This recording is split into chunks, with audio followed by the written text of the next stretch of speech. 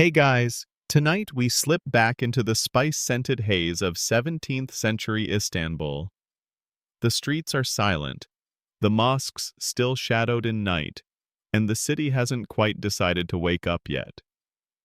But you? You're already up, because you're a coffee vendor. And in this empire, that means you're half magician, half therapist, and entirely indispensable. It's a job that requires more than a good brew. You have to carry your cafe on your back, memorize a dozen different ways to sweeten a cup, and decode what someone really means when they ask for something strong. Also, spoiler, you probably won't survive the health code inspections. But there aren't any, so you're safe, for now. So, before you get comfortable, take a moment to like the video and subscribe, but only if you genuinely enjoy what I do here.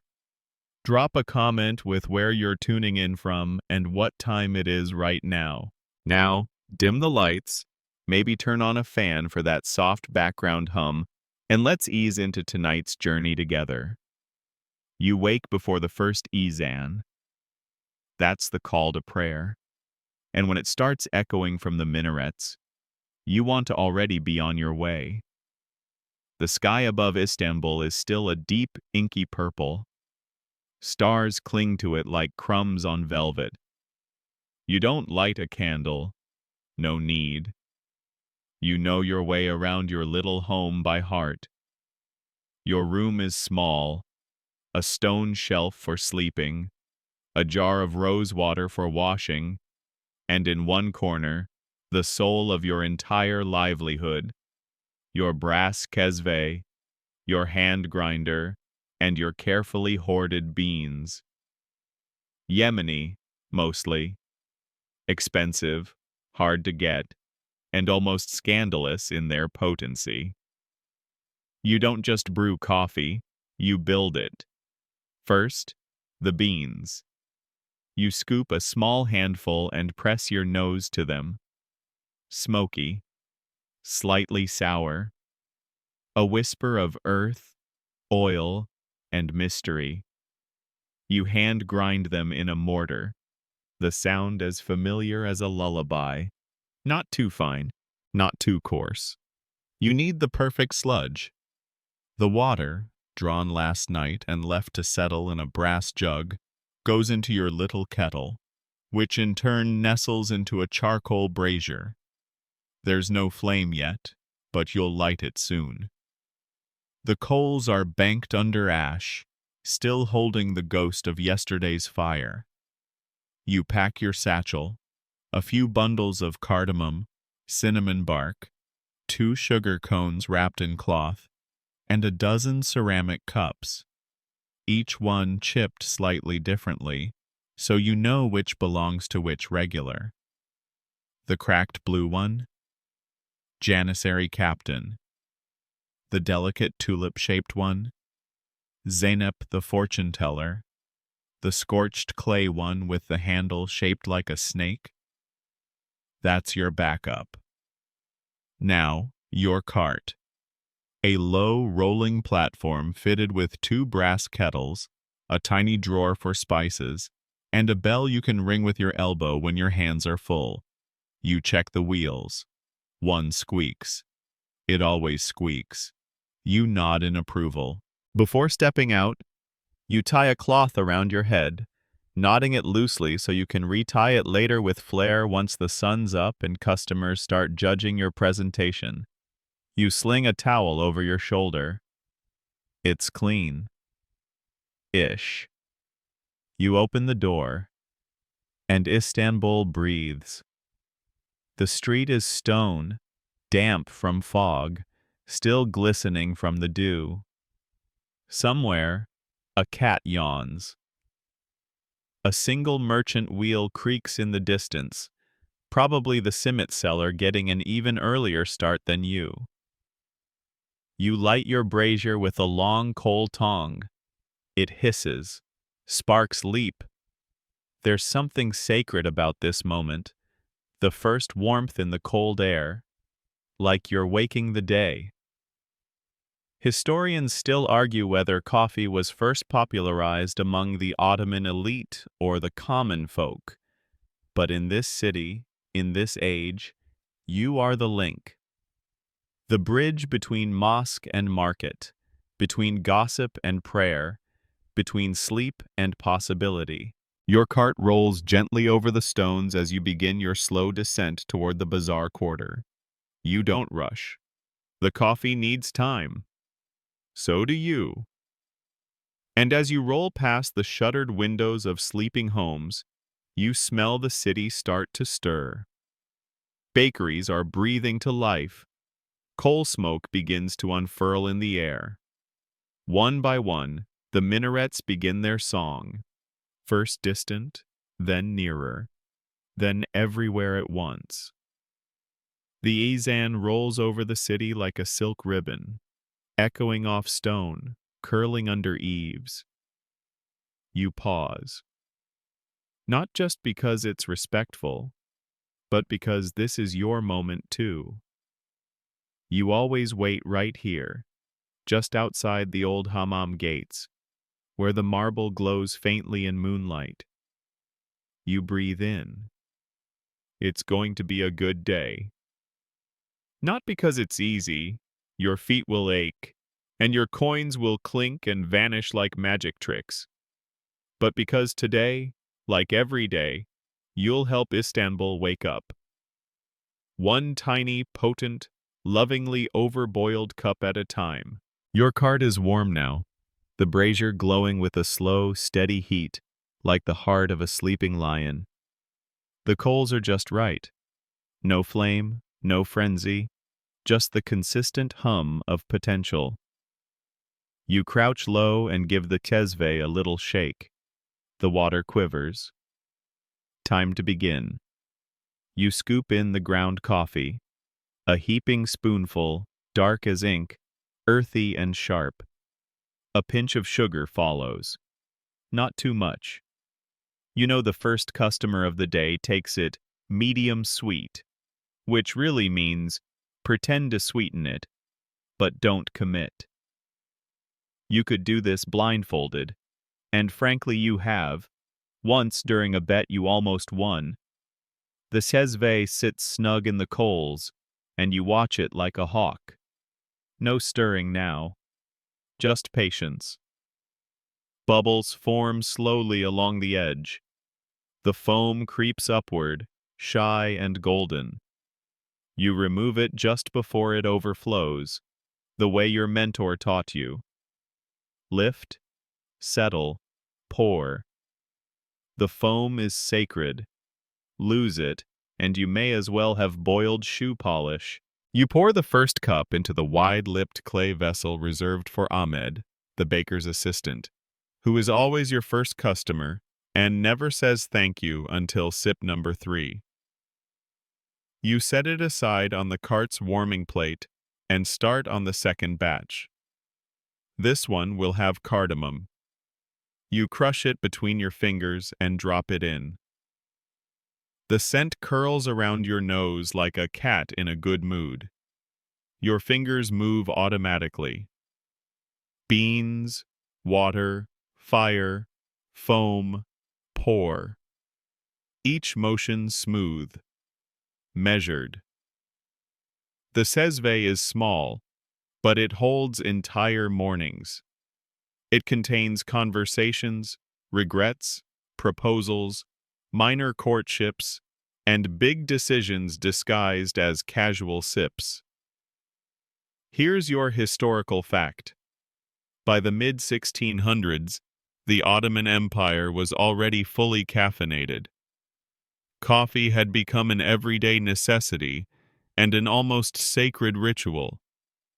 Even sultans were known to sip it between council meetings, and households across Istanbul had brass kettles and little tin trays lined with cups ready for visitors. But vendors like you were the heartbeat of the movement. Roaming cafes with wheels. The second cup is ready. You pour it into a tulip-shaped porcelain cup with a small crack.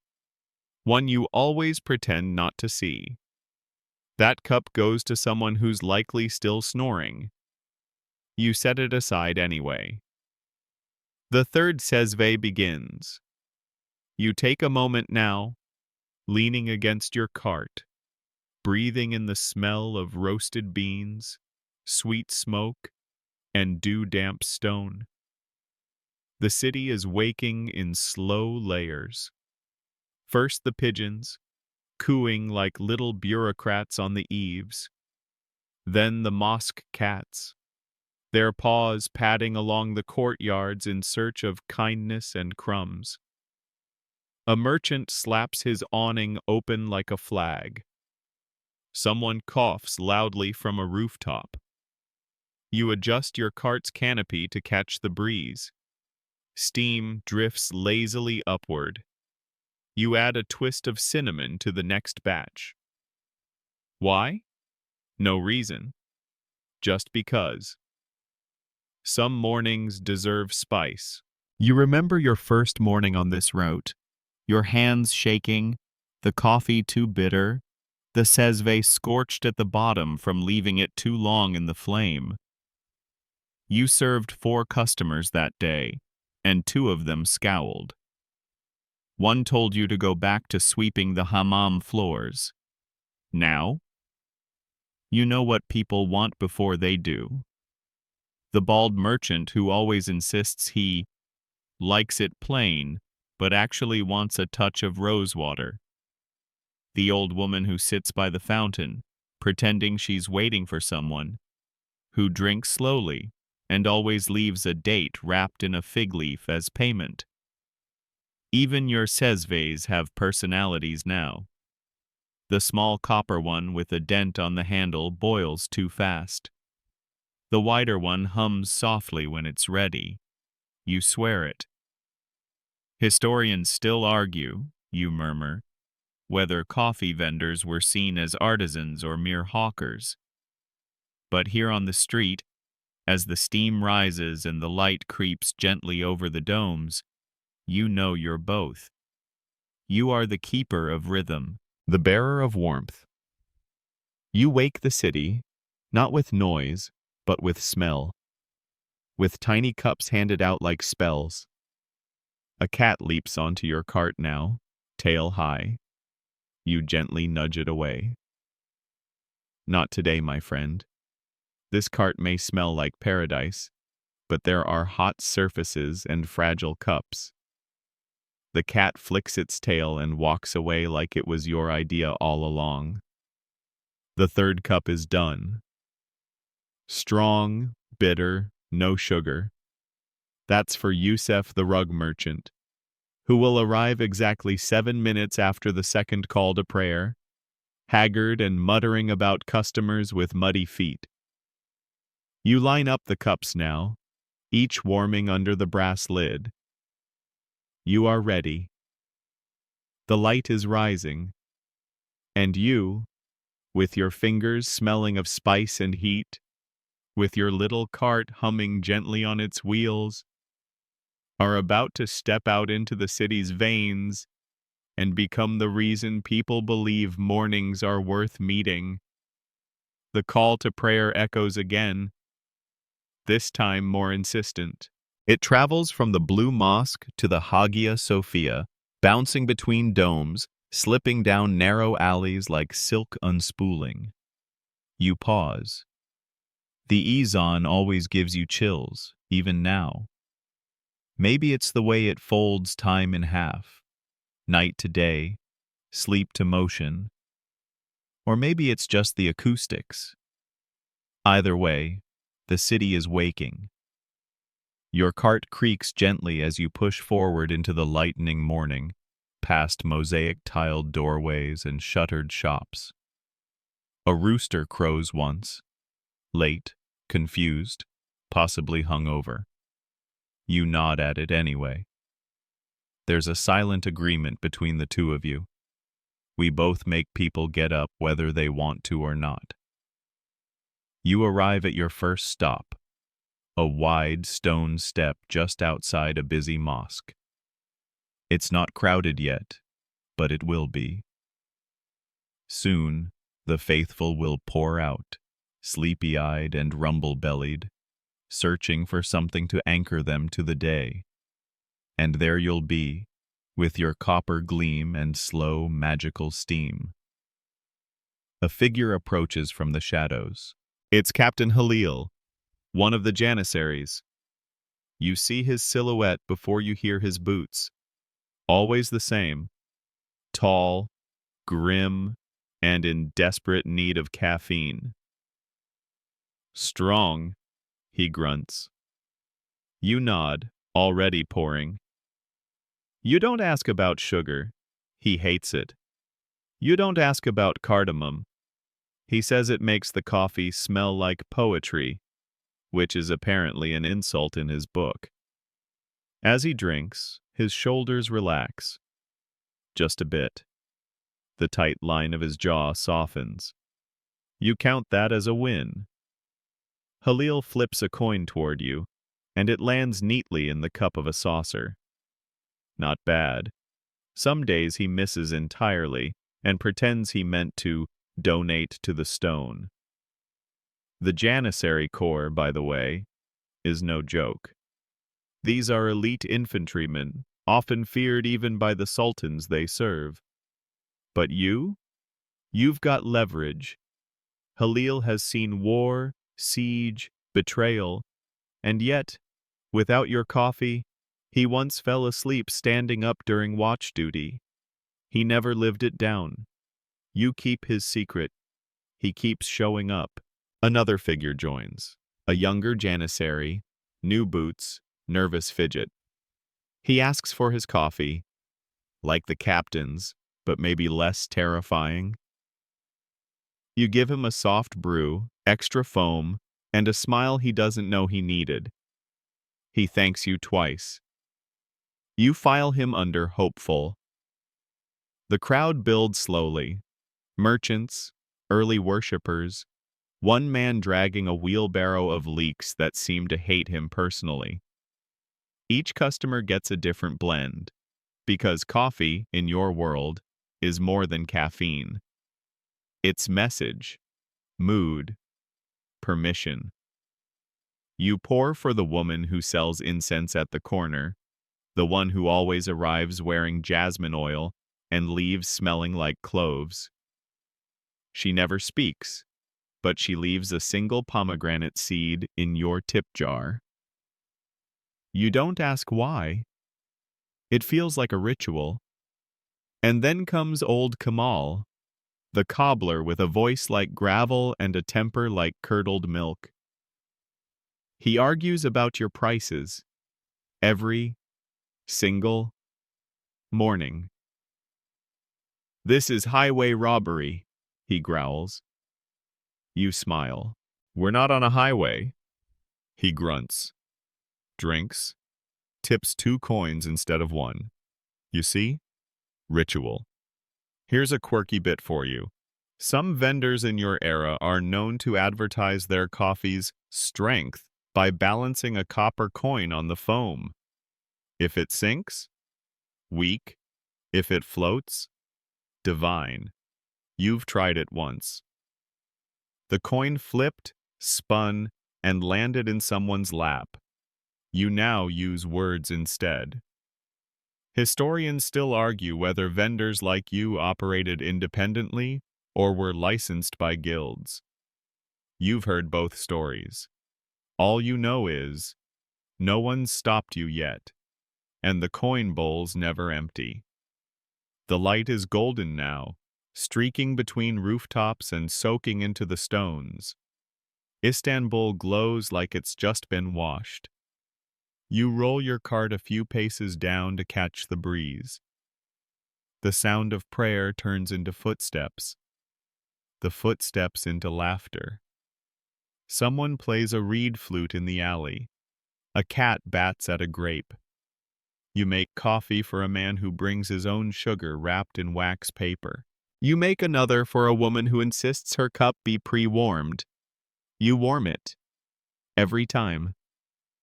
She never thanks you, but you think she might smile behind her veil.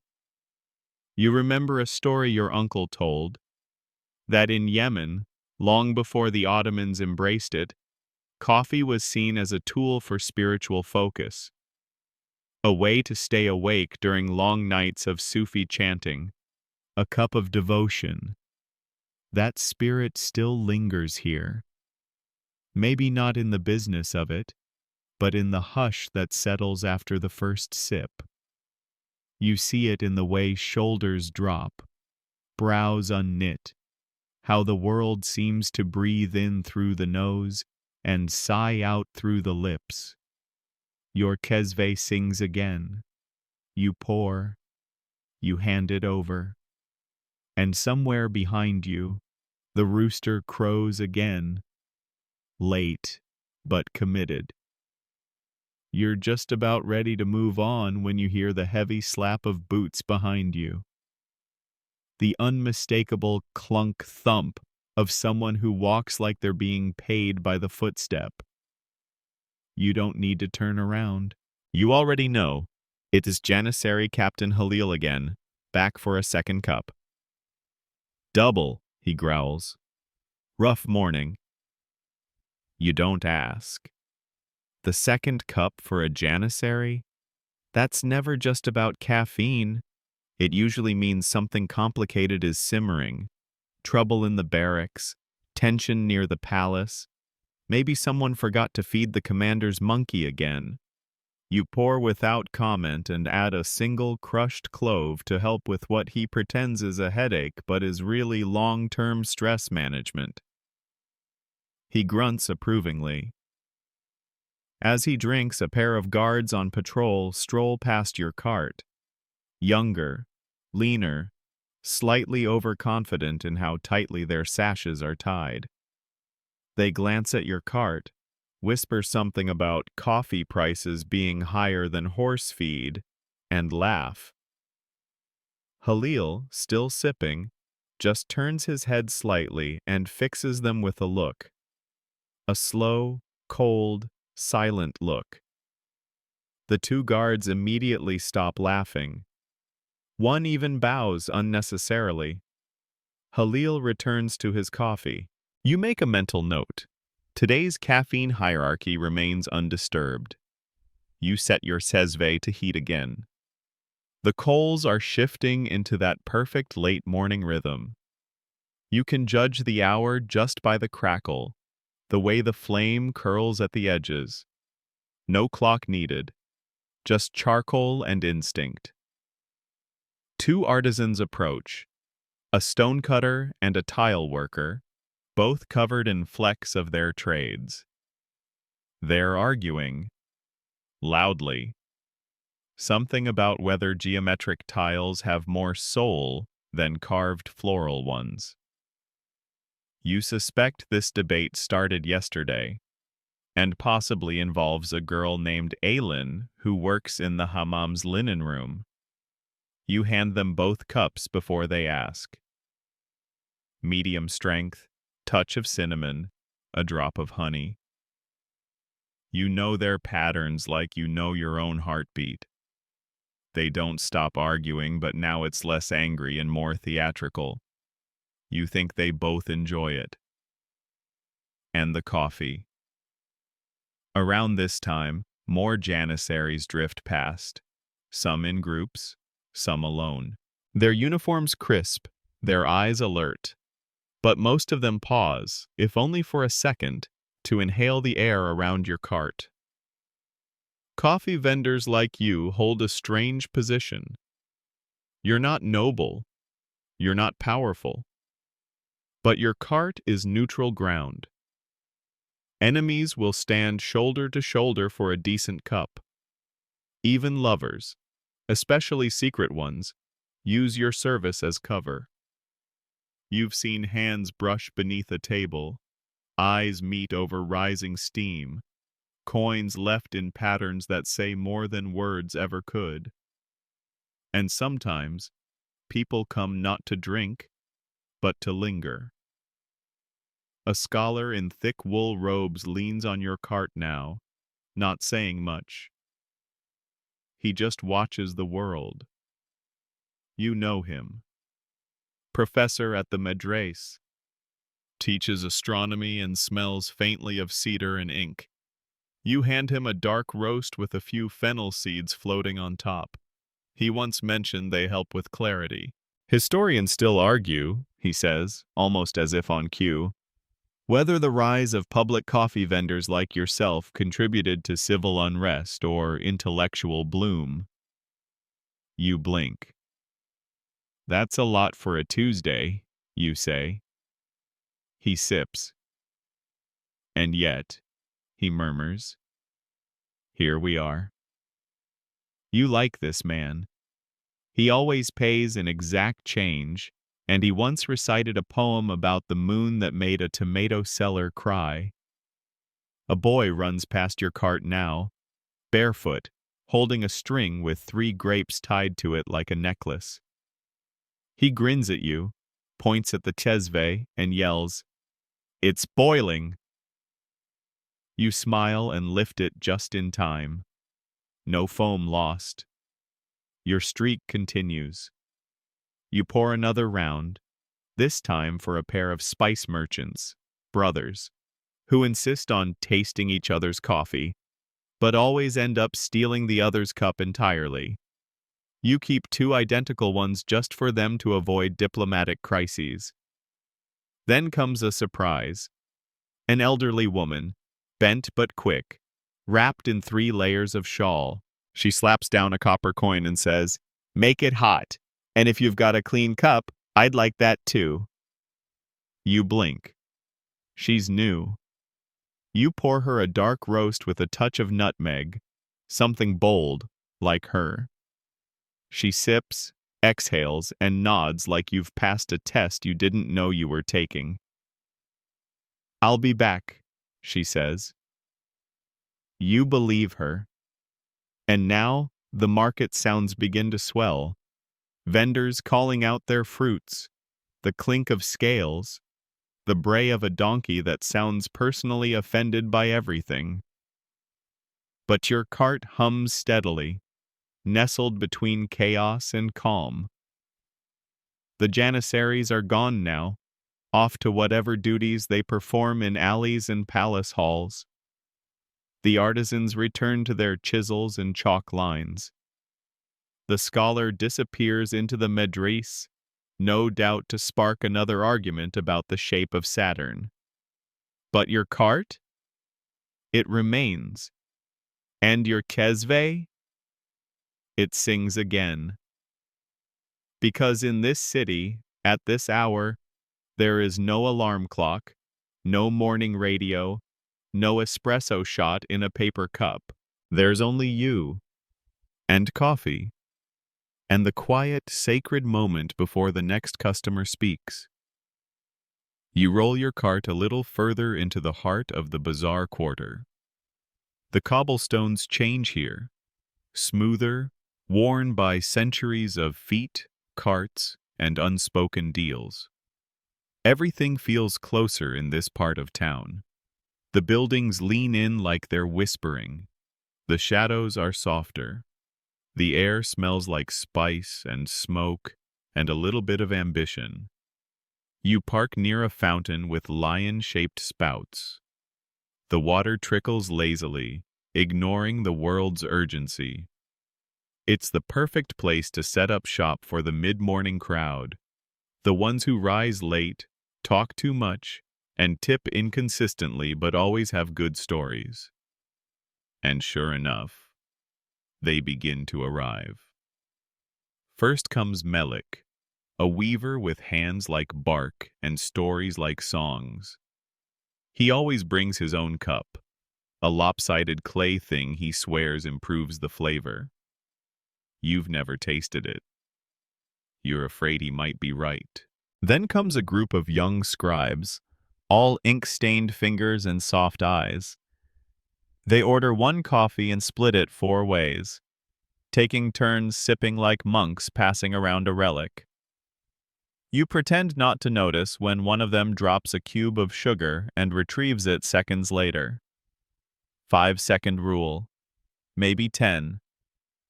And then, Your favorite moment of the morning.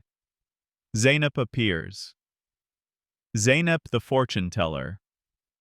Zeynep of the painted nails and mismatched rings, of perfume that smells like pepper and secrets. She walks like she owns the stones beneath her feet and maybe wrote the recipe for mischief herself. She doesn't order. She never orders. She picks the cup she wants.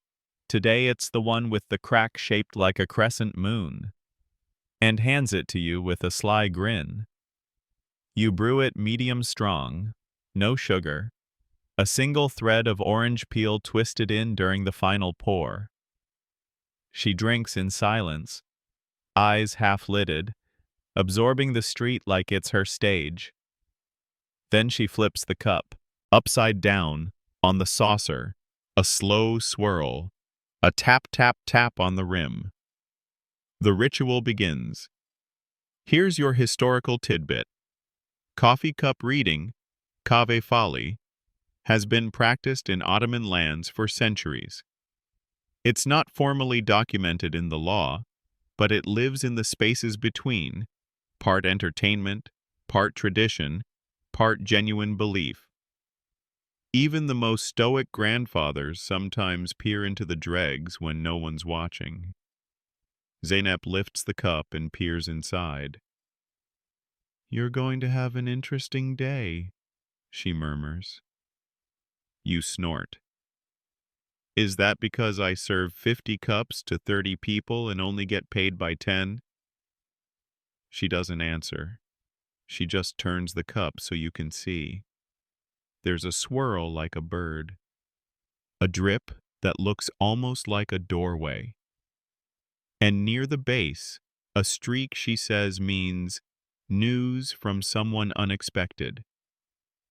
Could be a messenger, she offers.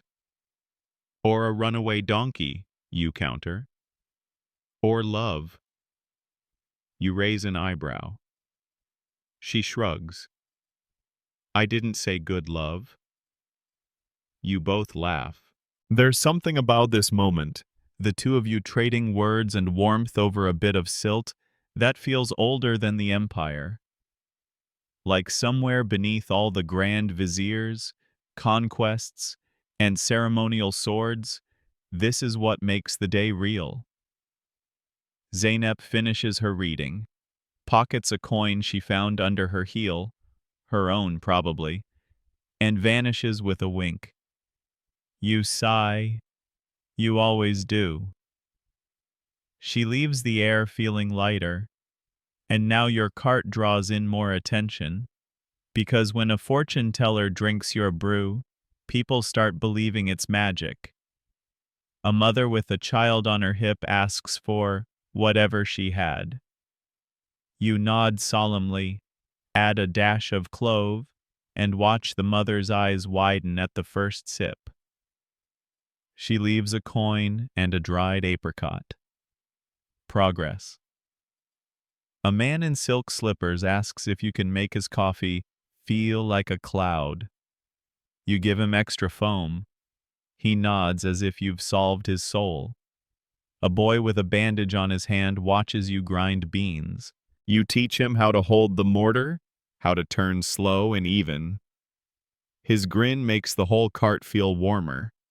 Historians still argue whether fortune-telling around coffee was ever considered dangerous, especially for women like Zeynep, who wielded knowledge and charm in equal measure. Some claim it was tolerated as long as it didn't challenge authority. Others say the sultans themselves consulted informal mystics more often than court records admit. You believe it, because coffee isn't just a drink here, it's a portal, a currency of comfort, curiosity, and small courage. You take a break now, just for a moment. You sip a half cup from a chipped saucer, your own. It's darker than usual, slightly oversteeped, but it tastes like the city, like rooftops and bells, like rising heat and distant prayer. like stories waiting to be poured. The crowd thins slightly. Morning is sliding into late morning. The sun warms the brass on your cart. You wipe down the side with your towel, turn the sesve over in your hand, and begin again. Because the day is only half written. And your coffee? It hasn't finished telling its stories. The heat is climbing now, slipping in under sleeves and wrapping itself around necks. You shift your cart to the shade of a fig tree that leans obligingly over the edge of a crumbling garden wall. The brazier pops, a coal shifts, and you adjust the sesve just a finger's width to the left. Heat control by instinct, not measurement. It's about this time every day that someone asks the same question. Is there any way to make it cold? Today, it's a merchant's assistant, his face slick with sweat, fanning himself with a shipping invoice. He looks at your steaming pot like it's mocking him. You nod. It's possible. He raises an eyebrow. You have ice? You smile mysteriously, then reach into the little side drawer of your cart and pull out a small wrapped cloth parcel. Inside, slivers of snow-packed ice, harvested from Mount Uludağ and stored beneath layers of sawdust and linen in the cool cellar of a nearby bathhouse. You trade a few cups for access to the stash. The bathhouse matron pretends she doesn't notice. You drop a few shards into a wide copper bowl, pour the coffee over them, and swirl gently. The steam vanishes into nothing. You hand it to the assistant, who takes one sip and immediately sighs like he's been granted a minor miracle. You like this part, when people forget that coffee doesn't have to mean burning hot punishment. Cold coffee in the 17th century is rare, decadent, and slightly theatrical. Most of your customers have never tasted it. It's expensive to maintain, and the ice melts fast in this weather. But for those who've tried it, it becomes an obsession. Here's your historical fact. The Ottomans were among the earliest cultures to experiment with chilled beverages in an era when refrigeration meant, hope this snow doesn't melt. Wealthy homes sometimes had underground storage rooms packed with snow from nearby mountains, and chilled rosewater or fruit syrups were summer luxuries. Iced coffee? Rare, but not impossible. You, naturally, are in the business of the impossible. The assistant finishes the cup and offers to trade a slice of lemon preserve from his pouch. You take it, bite in, and your mouth explodes with sugar and peel. It's the kind of sweet that makes your eyebrows lift involuntarily. Just then, two girls in veils approach your cart, speaking softly. You recognize them. They're from the nearby embroidery guild. They whisper about Zeynep's cup, and one of them asks if you've got the same blend she had. You nod solemnly. Prepare the brew with just enough orange peel and no sugar, and watch as they retreat to a nearby bench. One drinks. The other flips the cup and begins reading the grounds, mimicking Zeynep's gestures with endearing inaccuracy. You smile. Imitation is the sincerest form of superstition. Meanwhile, a call rings out down the alley. Honeyed almonds! Almonds from Damascus! The city is in full swing now. Your shaded spot becomes a kind of oasis. People drift in and out. Students with philosophical complaints, fruit vendors with sticky fingers, one man who insists his mother invented coffee and should be credited in the palace archives. You serve them all. Some want sugar, some want foam. One man demands coffee so strong it fights back. You oblige. He weeps a little after the first sip. You give him a fig. He recovers. Then comes a real challenge. A woman in finely embroidered robes steps up. You know the type. Noble, sharp, used to being surprised in expensive ways.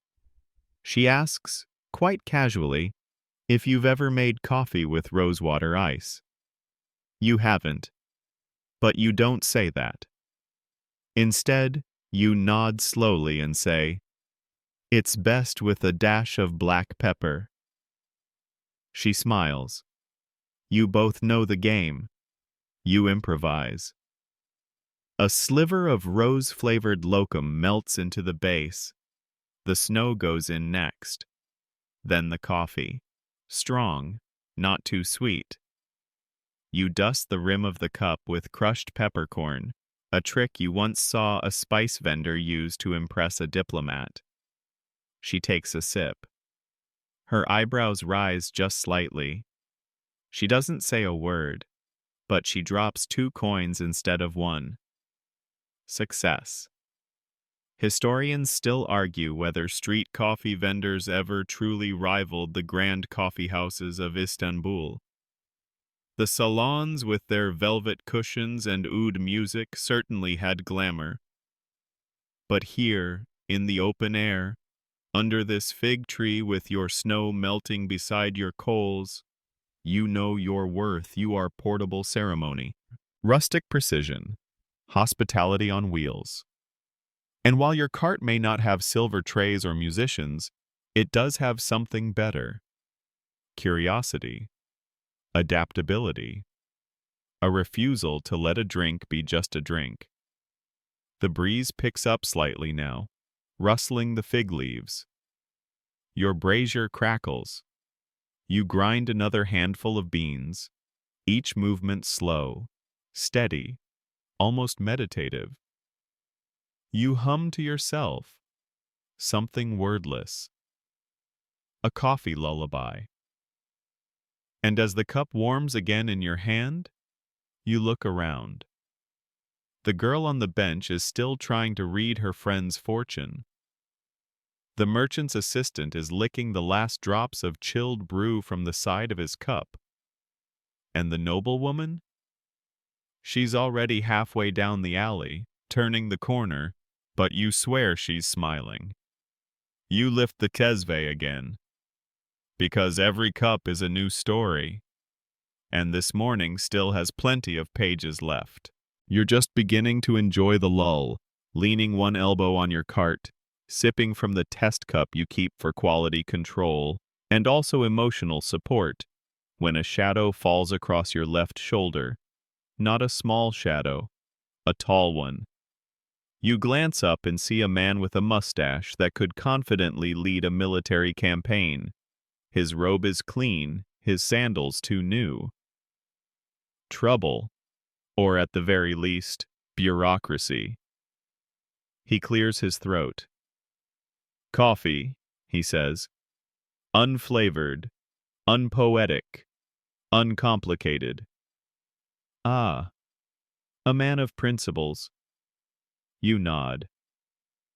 As the sezve starts to bubble, he adds with studied casualness, of course, I trust you are aware that coffee vending is currently forbidden.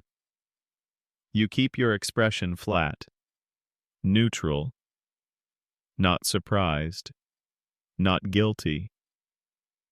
The bubbles rise, the foam creeps. You lift the kezve, catch the peak, pour into a heavy clay cup. Then you speak. Calmly. Forbidden, sir? I had no idea.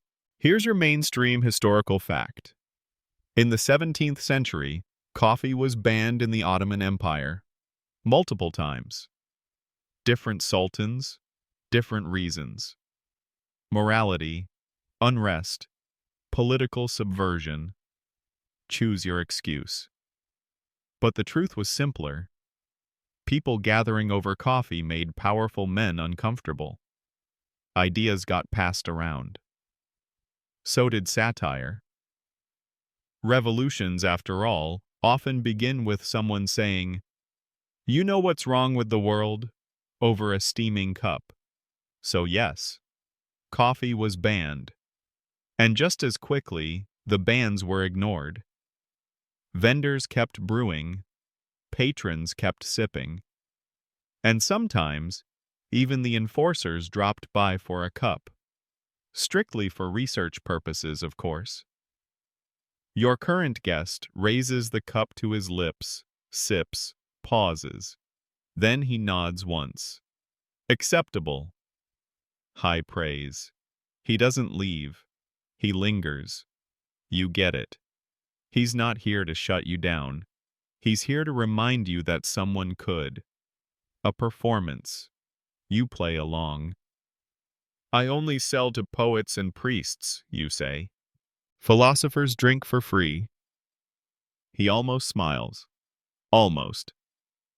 Then he drops a coin into your jar and vanishes down the alley like a stagehand exiting a scene. You exhale. And now the memory hits. Your uncle's story about when Sultan Murad IV himself, disguised as a commoner, and caught a coffee vendor red-handed. That poor man was, according to rumor, beheaded, right there in the square. Other rumors say the Sultan just drank, paid double, and left with a bag of beans. Historians still argue about which version is true. You personally suspect the truth lies somewhere in between. Public example meets private addiction. Your cart, meanwhile, emits its usual hiss of steam. Nonchalant. Innocent. The market begins to shift.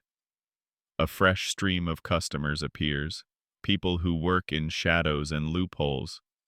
A falcon trainer with leather gloves. A calligrapher whose fingers tremble from too much ink and not enough sleep. And a boy who sells fake relics. Today, he offers you a genuine nail from the Ark.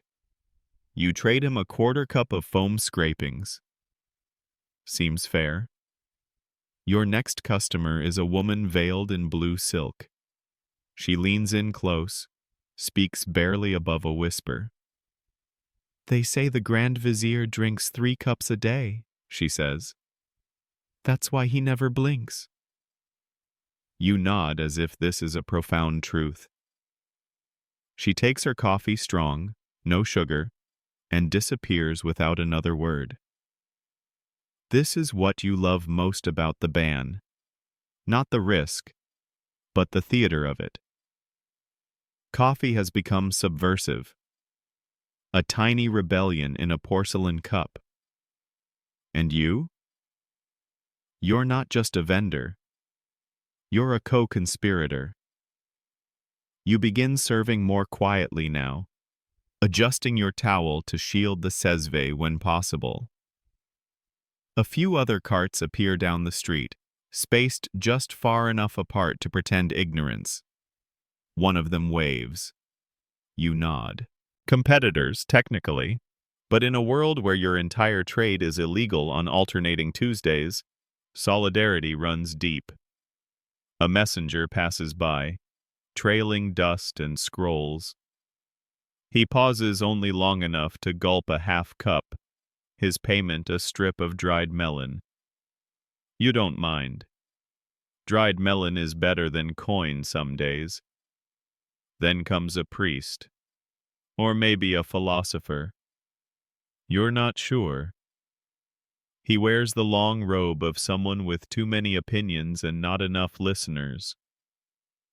He mutters to himself while waiting, and when you finally hand him his brew, he raises it like a toast. To the forbidden, he says.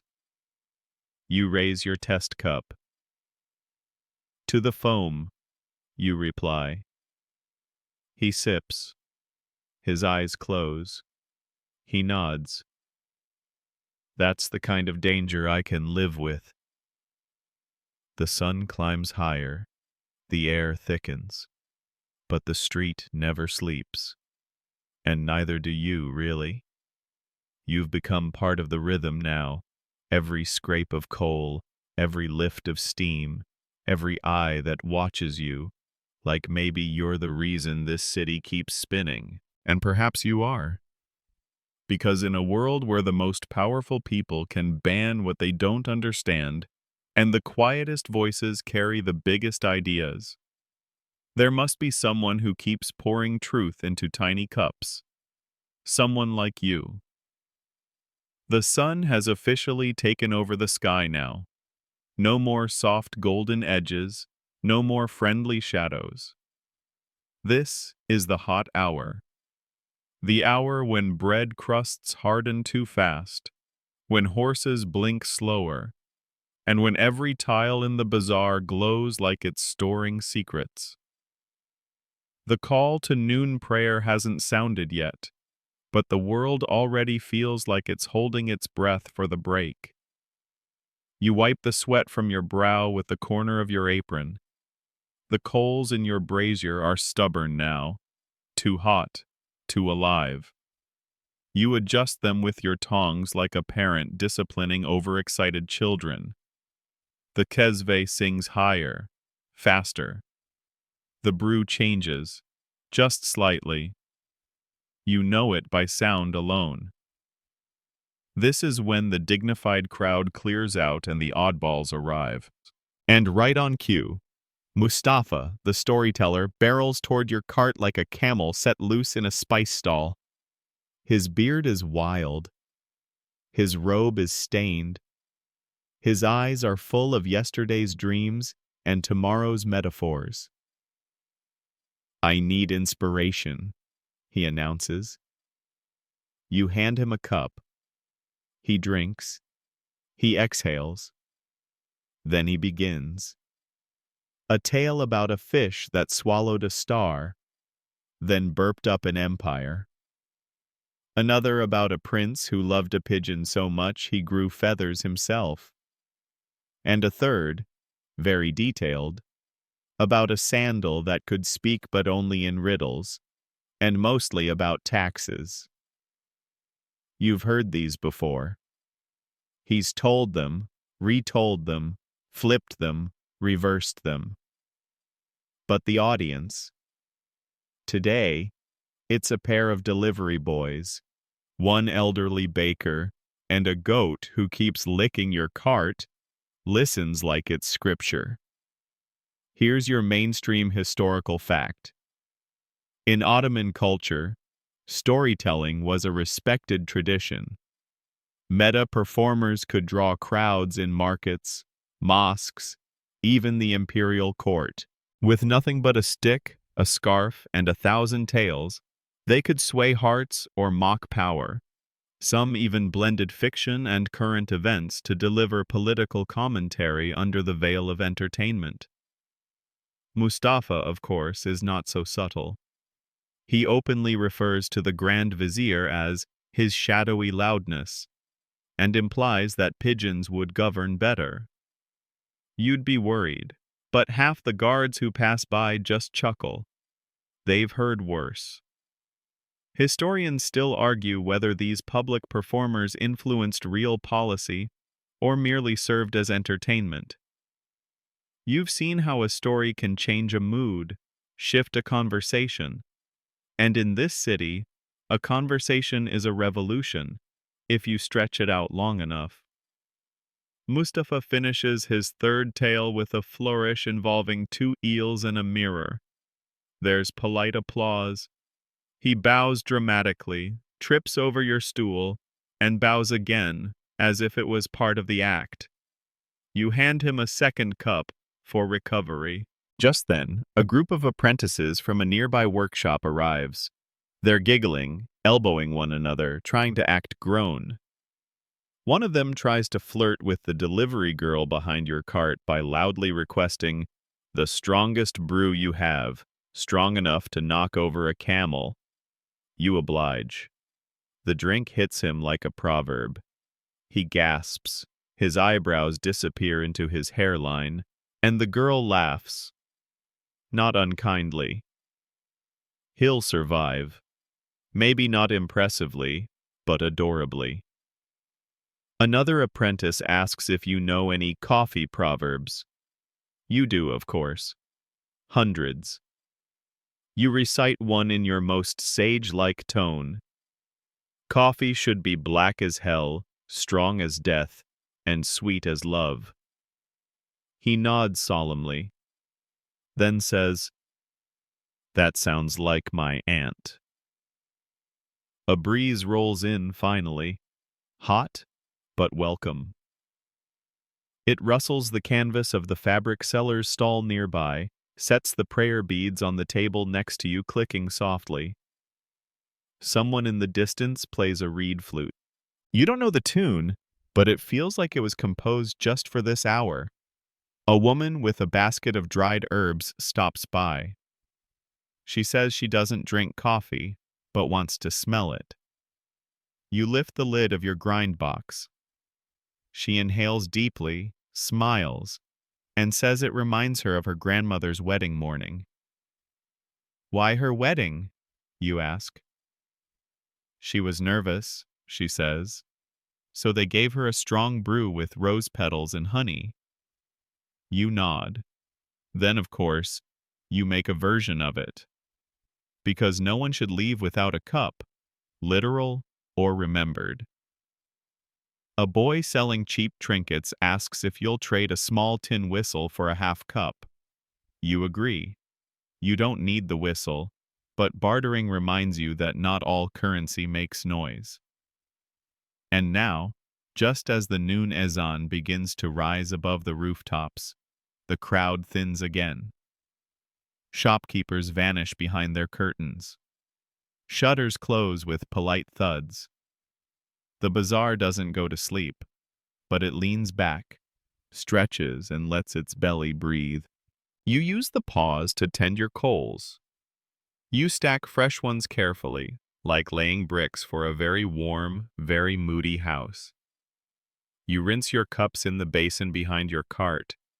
You fold your towel along the rim like a napkin in a palace. This part, this pause, is as sacred as the brewing itself. Because in a city that hums and clatters, there must be moments where the rhythm goes soft, where even the goat stops licking your cart. And for a few minutes, the coffee sings only for you. You're halfway through reorganizing your bean tins, cinnamon here, cardamom there, the rogue nutmeg you swear you didn't buy, when the stillness is broken by a gentle but persistent clapping sound. Clap, pause, clap, clap. You know that sound. That is Hamza. Hamza, the blind poet. He navigates the bazaar by ear, scent, and memory. His cane taps like a heartbeat ahead of him, but it's the claps that let people know he's coming. Not for attention, not for pity, but because it's easier than announcing himself. He says clapping is more polite than shouting, and more rhythmic than bumping into fruit stalls. You watch the crowd subtly shift. A merchant pulls his scale out of the walkway. A group of boys quiets down. Even the pigeons seem to give Hamza a bit more space. He arrives at your cart with his usual smile. "You're burning the cloves again," he says, sniffing the air. You're not. Not really. But you pretend to adjust them anyway. He always orders the same thing, coffee with cardamom, and one shaved sliver of dried ginger. He says it sharpens the tongue and softens the ears. You brew it slowly, with reverence. When you hand it to him, he cradles it like something sacred. He always drinks half in silence, then begins to recite. Not loudly, not performatively, but like he's reading to the steam itself. Beans from Yemen, fire from the sky, a man with a cart who forgets to count time. You grin. Here's your mainstream historical fact. Poets in Ottoman society weren't just entertainers. They were advisors, courtiers, even diplomats. Coffee and poetry often walked hand in hand through salons and streets alike. Some sultans had favorite poets. Others were poets, leaving verses in the margins of palace decrees. Poetry was both public art and private currency. Hamza is not famous, but he should be. A group of young students gathers nearby whispering. One nudges the other to ask a question, but none are brave enough. Finally, the smallest one steps forward. "Sir, can you write poems about anything?" Hamza pauses, then nods. "Anything with a shadow." The students blink. He smiles. "Even shadows have stories," he adds. "Especially the small ones." They leave enchanted. You pour yourself half a cup, the foam uneven but passable, and sip while Hamza speaks of camels that dream of the sea and stars that gossip in the hours before dawn. You've heard many of his poems before, but they change with the wind, with his mood, with the way the coals hum under your cart. As he talks, a tiny bird lands on your awning pole. It hops, tilts its head, and chirps once. Hamza tilts his head too. "You've got a guest?" he says. The bird stares at you. "Small," you say. "A bit cocky. Might be here for the ginger." Hamza laughs. "Most troublemakers are." You offer the bird a crumb. It declines and leaves in a flutter, unimpressed. Now the midday hush begins to lift. You can feel it, not in sound, but in texture. Fabrics rustle louder. Vendors begin to slap open their shutters. The silence stretches, then exhales. The city has napped. And now, like a cat, it stretches back into motion. A baker walks by holding a tray of flatbread above his head like a prize. You trade him a cup for 2 warm rounds. You tuck one under your arm. The other, you tear in half and offer to Hamza. He accepts with a grateful murmur. Historians still argue whether blind poets like Hamza were viewed as mystical seers or simply craftsmen with excellent ears. Some records suggest they were invited into palace intrigues for their discretion. Others say they were barred from court entirely, feared as wild cards. You think the truth depends on who's listening, and whether they're afraid of what poetry might say, that power cannot. Hamza finishes his drink, leaves his coin on the counter like always, precisely placed, exactly centered. Then, with 2 soft claps, he turns and continues down the path, his cane tapping a quiet rhythm behind him. As he disappears, a mother and daughter approach. They speak softly, carefully, asking for coffee. Like the poet drinks. You nod. You make it the same. Cardamom, ginger, patience. And serve it in the 2 smallest cups you have. The daughter, perhaps 10 years old, sips and winces. "Too spicy," she says. You add a single drop of rosewater to hers. She tries again. She tries. "Better," she nods. You grin. Customization is the real artistry of your trade. Suddenly a gust of wind knocks over your towel. You catch it mid-fall, but not before the breeze swirls your cinnamon tin open and flings a puff of spice into your face. You sneeze violently. The daughter laughs. You look at her and say, "That was planned, just testing the wind direction."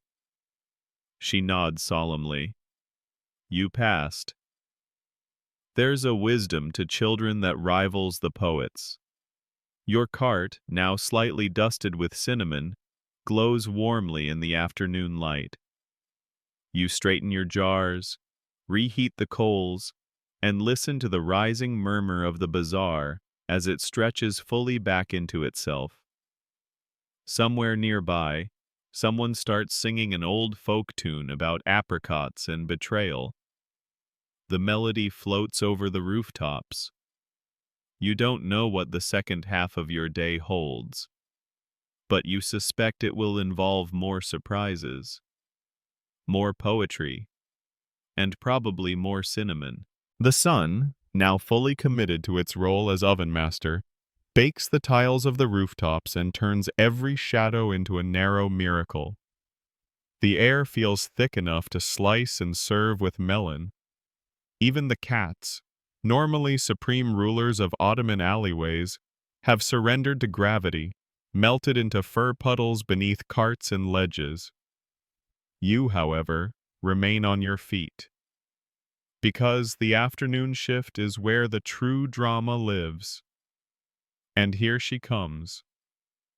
Esma the gossip. Every city has one. Istanbul has several. But Esma is special. She delivers her rumors like royal decrees and sips her coffee like she's daring you to question her sources. She arrives with a flourish of skirts and an entourage of 2 parrots, both stuffed. You're still not sure if she carries them ironically or protectively, but they're part of the look now. She places them on the corner of your cart like noble patrons awaiting their coffee. 2 cups, please, she says. 1 for me, 1 for the truth. You brew both without question. Esma always orders her coffee with cinnamon and 3 drops of orange blossom water. You've tried offering 2 drops once. She noticed. She did not forgive you for 3 days. As she drinks, she shares the news. The tilemaker's apprentice eloped with a calligrapher's daughter. A shopkeeper faked his own foot injury to avoid paying taxes. The butcher's goat is pregnant, and no one knows how. You listen with the calm of a man stirring a pot of secrets. Here's your mainstream historical fact. Ottoman society prized sohbet, conversation. Not idle chatter, but the art of thoughtful discourse. Coffee houses weren't just for caffeine, they were the living rooms of the empire. Gossip mingled with philosophy, jokes tangled with politics, and storytellers, poets, and preachers alike shared space with tailors and shoemakers. Esma, in her way, is upholding that tradition, except perhaps a bit louder, and with better accessories. Today she reveals something new. There's a new law rumored, one that might finally shut down all open-air coffee vendors like yourself. Too much disruption, she says, stirring her cup like she's mixing politics into the foam. You nod slowly. Do you think they'll enforce it? You ask. She leans in. They always enforce, until someone richer disagrees. And with that, she winks, lifts her parrots under each arm, and sweeps away, trailing sandalwood and scandal. You're barely done cleaning her cups when your next customer arrives. A quiet man in scholar's robes. He doesn't speak. He hands you a folded note with 3 characters and a small sketch of a tulip. You nod, make the drink, light, floral, no sugar, and hand it over. He nods, leaves a small paper-wrapped bundle, and walks away. You open the bundle later. It's dried apple slices and a quote from Rumi. Try not to resist the changes that come your way. Well, that's ominously helpful. A donkey snorts somewhere in the background. A shopkeeper yells about wool prices. The world keeps turning. Soon, the teachers from the madrasa arrive. Tired, ink-stained, filled with the quiet frustration of explaining algebra to people who think letters should not mingle with numbers. You hand them their usual order: strong, hot, no interruptions. They sit on a nearby bench and drink in silence. Eventually, one speaks.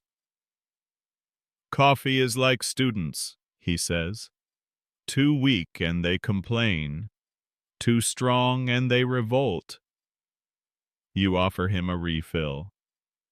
He declines. One cup is revolution enough. Historians still argue whether Ottoman teachers truly influenced the political climate of their time, or whether they merely whispered discontent into their students' ears. You suspect it's both. Ideas travel fastest when carried on caffeine and teenage certainty. The afternoon moves like molasses, slower than morning, stickier than evening. You lean on your cart, stare at the patterns of shade on the cobblestones, and think about nothing for exactly 7 minutes. Then a boy in patched pants tugs your sleeve. "My father says to ask if you've got any of the funny foam." Ah, that would be your anise blend. Just a pinch of ground aniseed added to the final boil. It makes the foam puff a little higher and gives the drink a subtle licorice bite.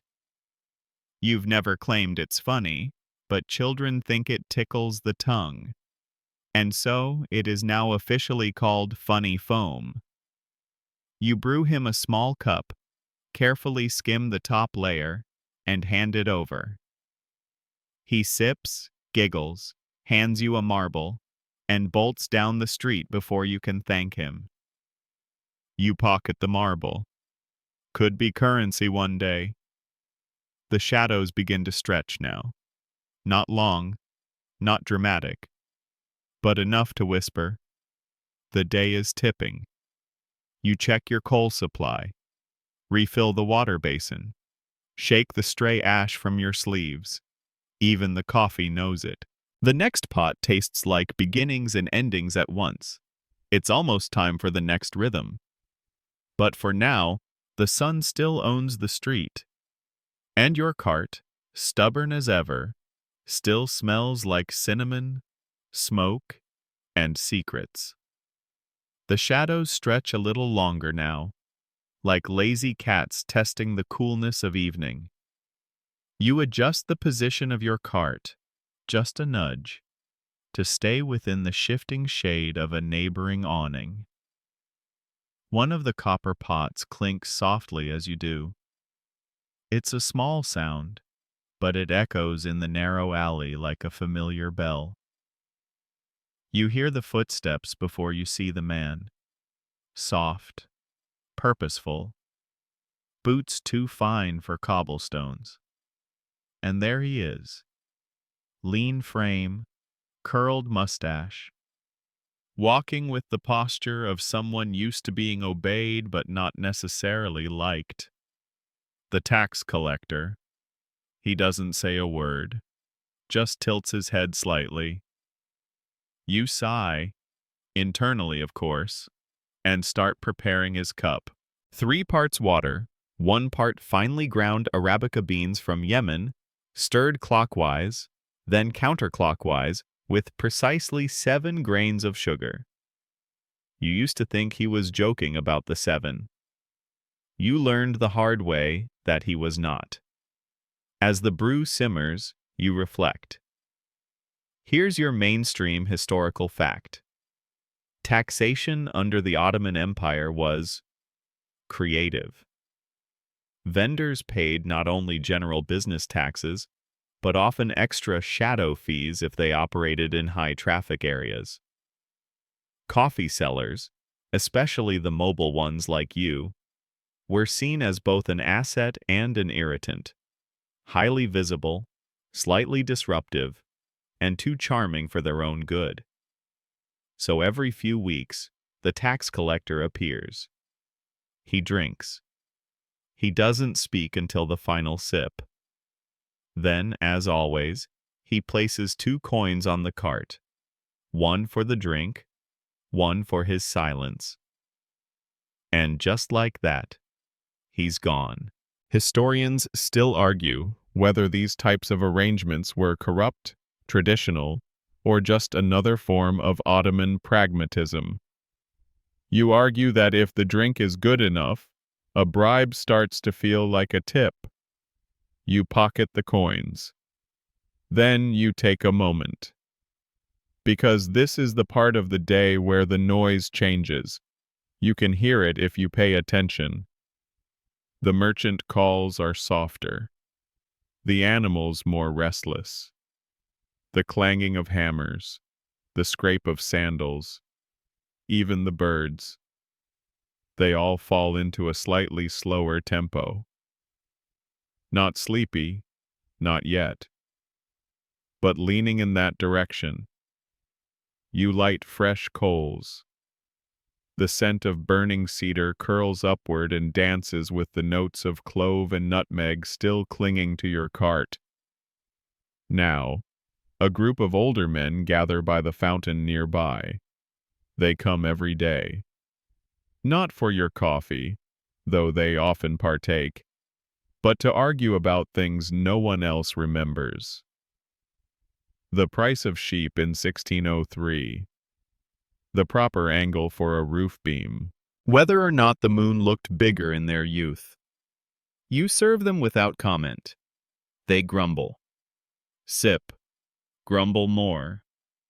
One of them gestures with his cup and mutters, "This isn't how it tasted when I was young." You smile and say, "That's because your tongue grew up and betrayed you." He glares at you, then chuckles. Another takes a sip and says, "Too much foam." "That's called luxury," you reply. They accept it, in the way that old men accept everything, with complaints that sound suspiciously like compliments. Here's your quirky tidbit.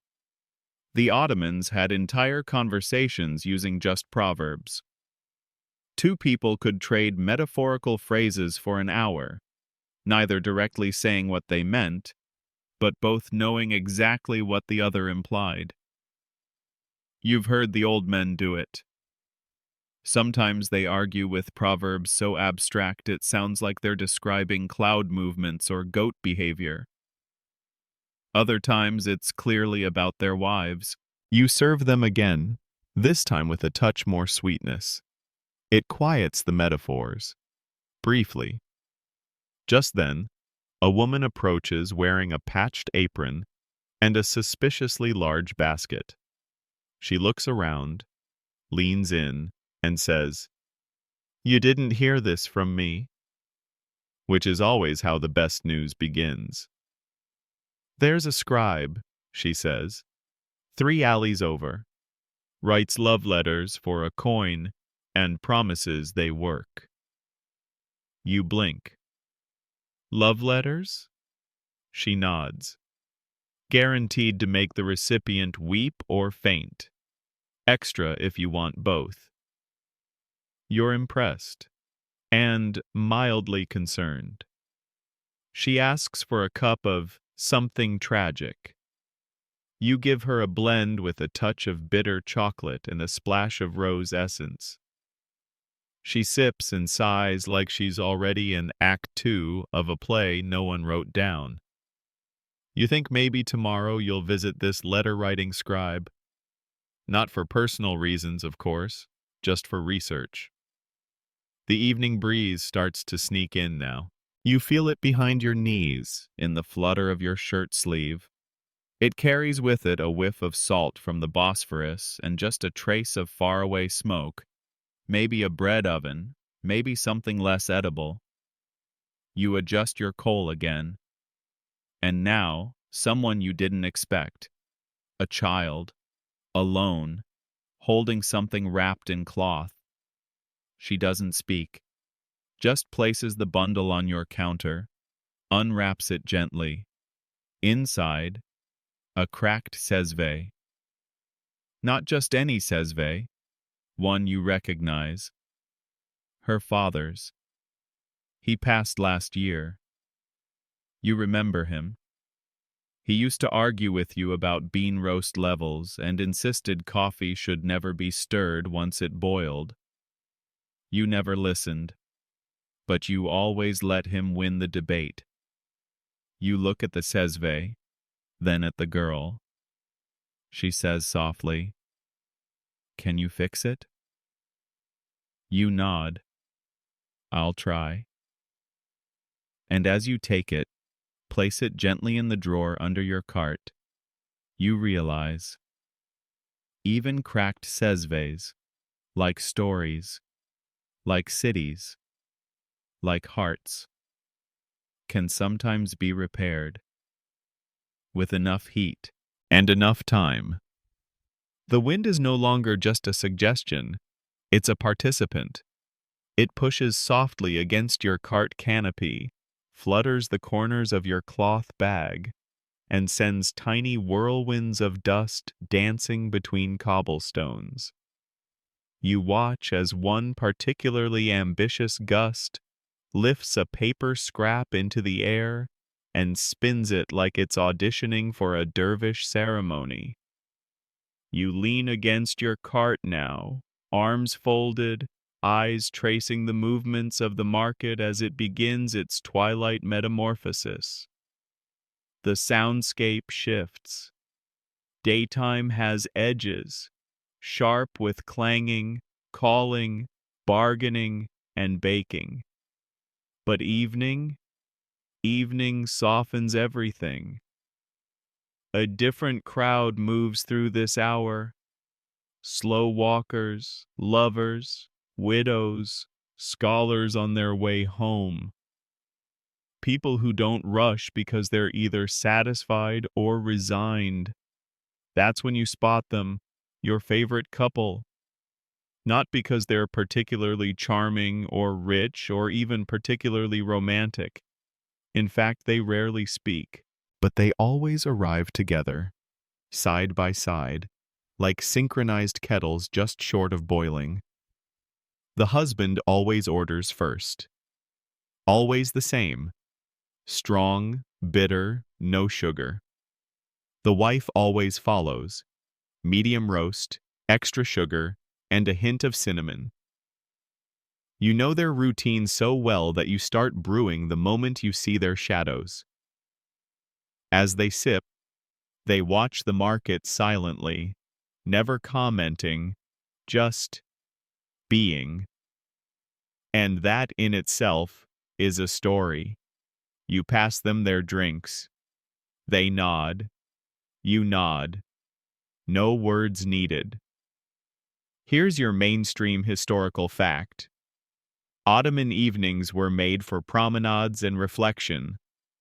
After the bustle of trade and politics, families strolled through gardens or along seawalls, sipping sherbet or coffee. In many quarters, public spaces were designed for social see and be seen rituals. Coffee wasn't just a beverage, it was a permission slip to exist in public without needing a reason. Next, a trio of musicians wanders into view, two lute players and a man enthusiastically tapping a tambourine. Their rhythm is erratic, more joy than precision, but it works. The notes ricochet between stalls and bounce into your soul. One of them stops and raises his hand. "May I trade a tune for a cup?" You answer with a scoop of ground beans. They play. And oh, how they play. The tune starts playful, twists into melancholy, then floats into something oddly hopeful. The tambourine man closes his eyes like he's trying to hear a note no one else can. You serve them as they finish. your cart now momentarily a tavern of melody. Other vendors clap softly. A child spins in circles to the lingering echoes. Historians still argue whether street musicians in the Ottoman era were licensed artists or tolerated nuisances. The truth, as always, likely lies in the crowd's mood and in how many coins the tambourine collected on a given night. As they leave, you see the most unexpected visitor of all, the local imam. Now you've seen him pass before. You've even waved politely. But he's never stopped. Today, though, he does. He approaches your cart with the solemnity of a man about to debate theology or ask for directions in the wrong language. "Do you have anything," he begins, "that doesn't cause one to speak nonsense or quote Rumi at the third cup?" You pause, then say, "I do, but it'll cost extra." He chuckles, just barely. You prepare his drink. Moderate strength, soft spices, no sugar, a wise man's blend. As he sips, he begins to share a memory, not a sermon, just a story, about how his mother used to hide her finest beans in a jar labeled lentils, so his father wouldn't use them when she wasn't looking. You laugh, so does he. And for a moment, he's not an imam, and you're not a coffee vendor. You're just two people remembering the same thing, that in every house somewhere, someone is guarding their secret stash. He finishes the cup, leaves no coin, but a folded paper with a quote scribbled in ink. "Patience is bitter, but its coffee is sweet." You pin it under your drawer with the others. The light begins to shift again. The sky, once a washed-out blue, now blushes gold and rose, and everything, the walls, the people, the very steam from your sesve, glows warmer. You hear the distant call to prayer, gentle as a lullaby. It ripples across the rooftops, bending time for a few sacred minutes. Some vendors kneel, others close shop. You pause, hands still, flame steady, eyes soft. It is not just prayer time. It's pause time. Everything stills, and you breathe. Because in a city that never truly sleeps, these brief stillnesses are the closest thing to rest. A pigeon coos from the beam above. Your coffee bubbles just once. An exhale.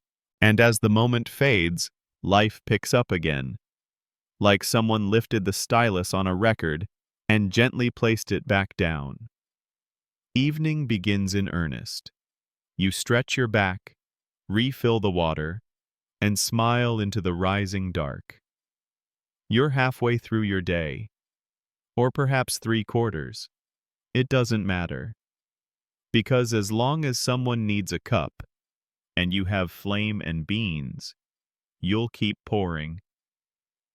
The lamps flicker to life one by one, like stars choosing their places above the streets. Some are proper oil lanterns lit by long-handled tapers. Others are more improvisational. Glass jars with candles wedged inside, their flames dancing like nervous actors on a makeshift stage. Your own cart has a modest lantern. It swings gently from its hook, casting an uneven glow across your cups and sesvies. In this light, everything feels softer. Even the dents in your brassware look like history instead of wear. The evening crowd is different. Less commerce, more conversation. Lovers walk slowly, their fingers brushing as they pass. Apprentices exchange stories like currency. Shopkeepers sit on stools outside their shuttered stalls, sipping quietly, and letting the day fall off their shoulders. This is the golden hour of your craft. And right on cue, she appears. The calligrapher. You don't know her name. But every few nights, she stops by with ink-stained fingers, a leather satchel, and the air of someone who's just wrestled 1,000 letters into place. She says little, just nods. You know what she wants? Light roast, honey, a pinch of saffron. The first time she ordered it, you raised an eyebrow at the saffron. For clarity, she said, and defiance. You brew it with care. As she sips, she pulls out her notebook, pages so dense with elegant loops and curling Arabic script, they look like a garden of ink. Sometimes she writes as she drinks. Sometimes she just stares at the flame. Tonight, she finally speaks. Do you know the word for the sound of a pen on parchment? You shake your head. She sighs. There isn't one, but there should be. You agree. There should be words for so many things. Here's your mainstream historical fact. Ottoman calligraphy was more than art. It was devotion. Each letter was treated as sacred. Master calligraphers trained for decades, their works often considered more valuable than gold. Even sultans practiced the art, sometimes under pseudonyms to avoid embarrassment. You suspect this woman could outwrite them all. She finishes her cup, leaves a single tulip petal on your cart, a silent thank you, and disappears into the blooming dark. A few moments later, a different energy buzzes toward you. Teenagers. 3 of them, cheeks flushed with youth and maybe a bit of mischief, bounce up to your cart. They order in overlapping voices, pointing, arguing over whose turn it is to choose the blend. You listen patiently, then suggest something surprising. Coffee with a dash of mastic gum. They blink. You explain. It gives the drink a velvety texture and a faint pine aroma. One agrees. The others reluctantly follow. They sip. There's silence. Then, whoa. You grin. That's always the reaction. One of them asks if you've ever had your heart broken. You blink. It's an ambush, but a sweet one. You reply, yes, but I charge them extra for the coffee. They laugh. It's the kind of laugh that echoes off stone and feels like it belongs in a poem. Historians still argue whether Ottoman coffee vendors served as informal therapists. Unofficially, you know the answer. You've seen tears fall into cups, toasts whispered to absent friends, and silences that stretch long enough to carry meaning. The teens eventually leave, promising to return, swearing loyalty like you're a knighted barista. The next visitor is quieter, an older man, alone, wearing a faded sash that suggests he once held some office, or perhaps just dressed like he did. He orders nothing, just stands there. You offer a seat on your crate. He declines. Then after a moment says, "My wife used to make coffee with clove, but only when it rained." You nod. You brew a small cup with extra clove. He doesn't drink it. He just holds it, lets the steam rise, then finally whispers, "She passed last spring." The clove stings your throat, and you're not the one drinking it. You stand beside him. You don't speak. You both just watch the sky fade. Eventually, he sets the untouched cup down, nods, and walks away. He leaves no coin, but he leaves something heavier. You don't move the cup. Not yet. You let it cool, like a kind of ritual. Here's your quirky tidbit. In some Ottoman households, coffee cups were used to send secret messages. The way foam sat, the leftover grounds, even the pattern of sip marks, interpreted like tea leaves, but more theatrical. You stare into the cup. No messages. Just memory. And clove. A warm wind rolls through the alley now, brushing your face, fluttering the prayer beads hung near your cart, and stirring the ash below your brazier. Somewhere in the distance, someone plays a ney flute.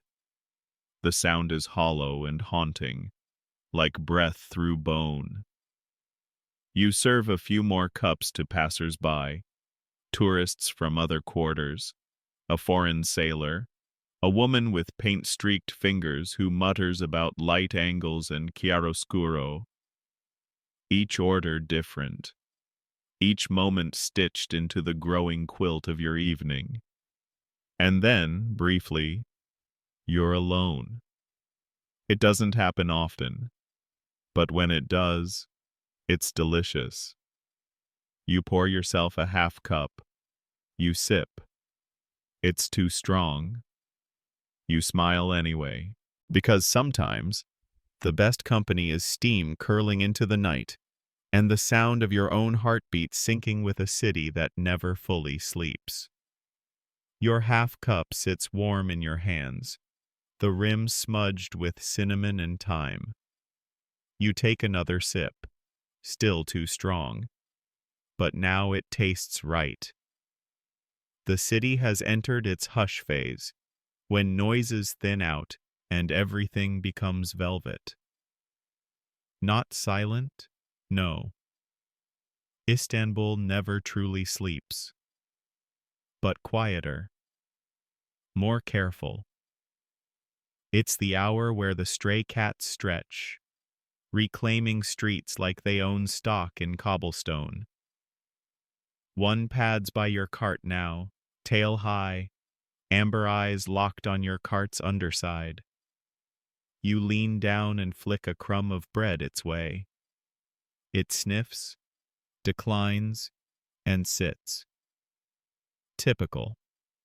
That's when you hear the whistle. Not a song, not a warning, a very specific, short trill. You know it well. It's Levent, the night sweeper. He doesn't clean the streets for a living. He simply sweeps. It's unclear who told him he had to. No one pays him. But every night, broom in hand, Levent walks the alleys near your cart, brushing invisible dust into corners only he can see. Tonight he stops beside your cart and eyes your brazier. Too hot, he says. You nod. City's still holding the heat. He taps your broom lightly against his leg. It holds everything. You pour him a cup. No sugar, a whisper of nutmeg. He drinks like someone who's just walked 1,000 miles, though you know his broom barely scuffs the earth. Here's your mainstream historical fact. The Ottoman Empire employed tulumbatsi, or night guards, responsible for fire safety and order after dusk. Some were official, others simply took it upon themselves to guard or clean their neighborhoods. These self-appointed figures became local legends, part protector, part nuisance, part folklore. Levent, you suspect, is carrying on that tradition. Tonight, he tells you about a bird he saw. A green one, almost emerald, he insists, that landed near a fig crate and stared at him like it was judging his broom technique. He's offended. You tell him the bird was probably just impressed. He considers this and nods. Maybe. I did use a new wrist motion. Levant finishes his cup, gives your cart a ceremonial sweep, and vanishes with his usual parting phrase. Don't let the city sneak up on you. You whisper back, I won't. Then you pause, because something has snuck up on you. It's a customer, young, quiet, dressed well but not richly. He has the kind of face that feels borrowed from 3 different paintings, one from Persia, one from Venice, and one from somewhere much farther south. He doesn't speak at first, just places a folded letter on your cart and points to it. You open it. It's blank. He smiles, then mouths the word, surprise me. You nod. You choose a Yemeni bean, dark roast. You grind it slower than usual, your pestle making that soothing rhythm. Tap shift, tap shift. You boil it with just a hint of lavender and a dash of black pepper, contrast and calm. When it's done, you serve it in a chipped porcelain cup you've saved for special experiments. He sips, his eyes widen. Then he nods once, slow. Success. Good? You ask. He pulls a pencil from his sleeve and writes one word on the back of the blank note. Yes. And just like that, he's gone. You keep the note, pin it to the inside of your cart. One word. More meaningful than a whole poem. A coolness settles into the stone around you now.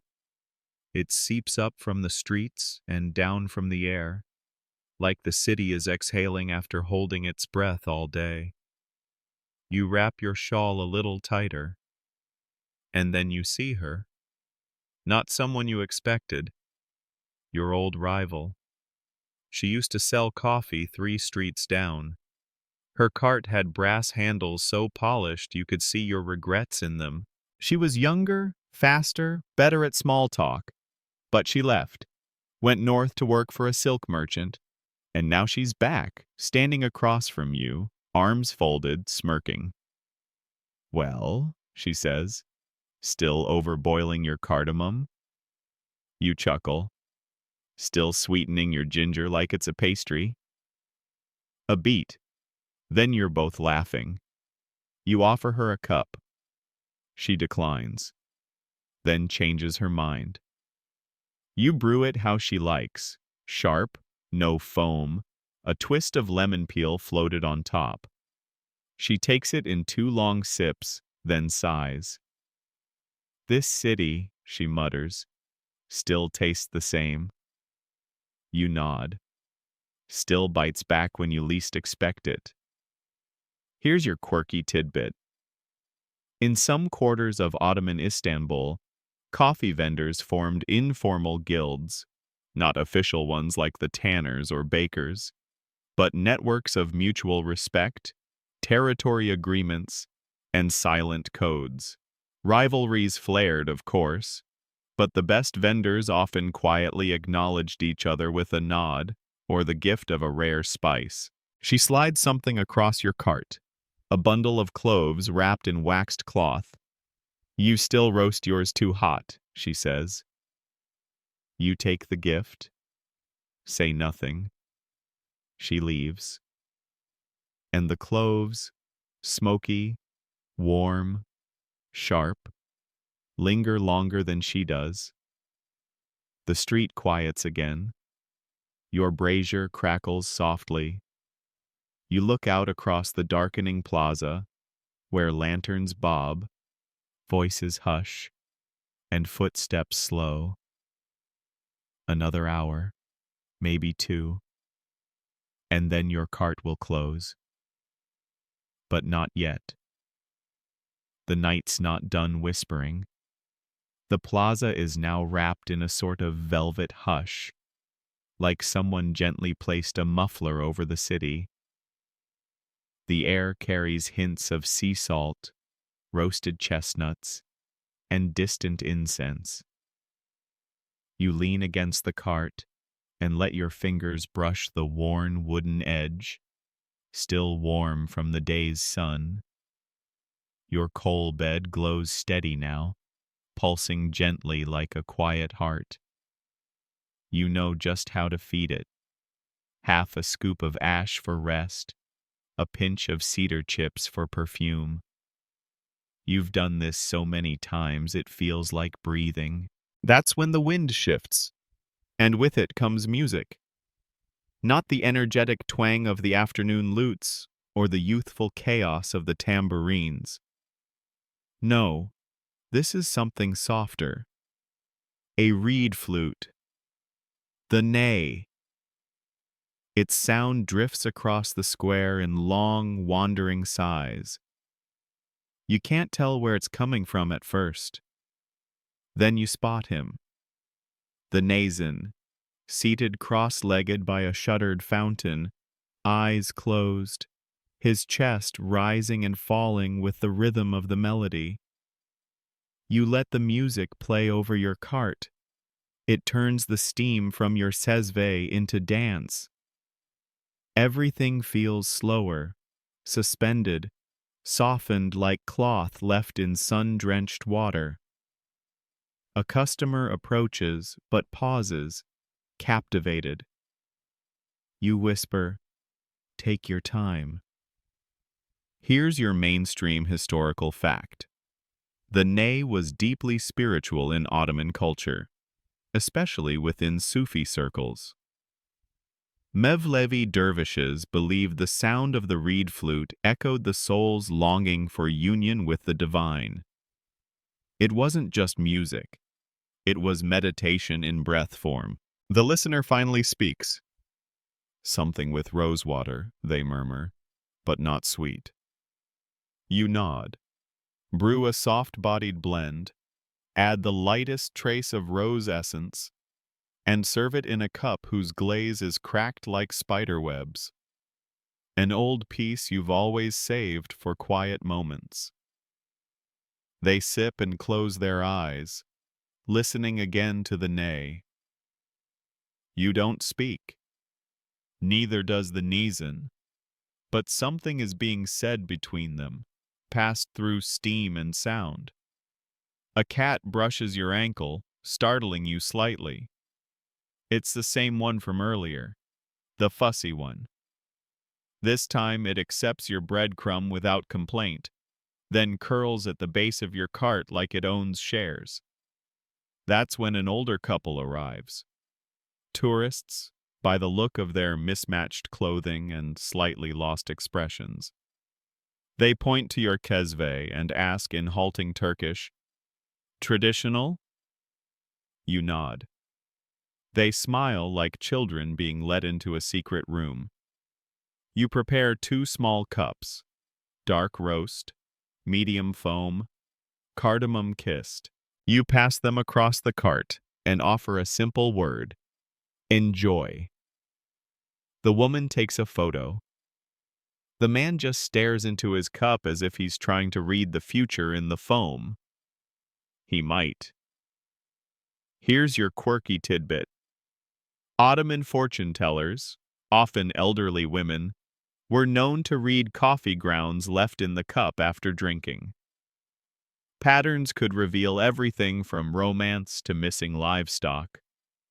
Some families swore by them. Others swore at them. The couple drinks slowly, says thank you, and disappears into the night, hand in hand, leaving behind the faint scent of eucalyptus and sandal. You glance upward. The stars have finally broken through. Istanbul's sky is never fully dark, not with the glow of lanterns, hearths, and hopes, but tonight, a few constellations are bold enough to claim their space. You trace the arc of Orion's belt with your fingertip against the wood of your cart. You imagine those stars watching this same street 400 years ago.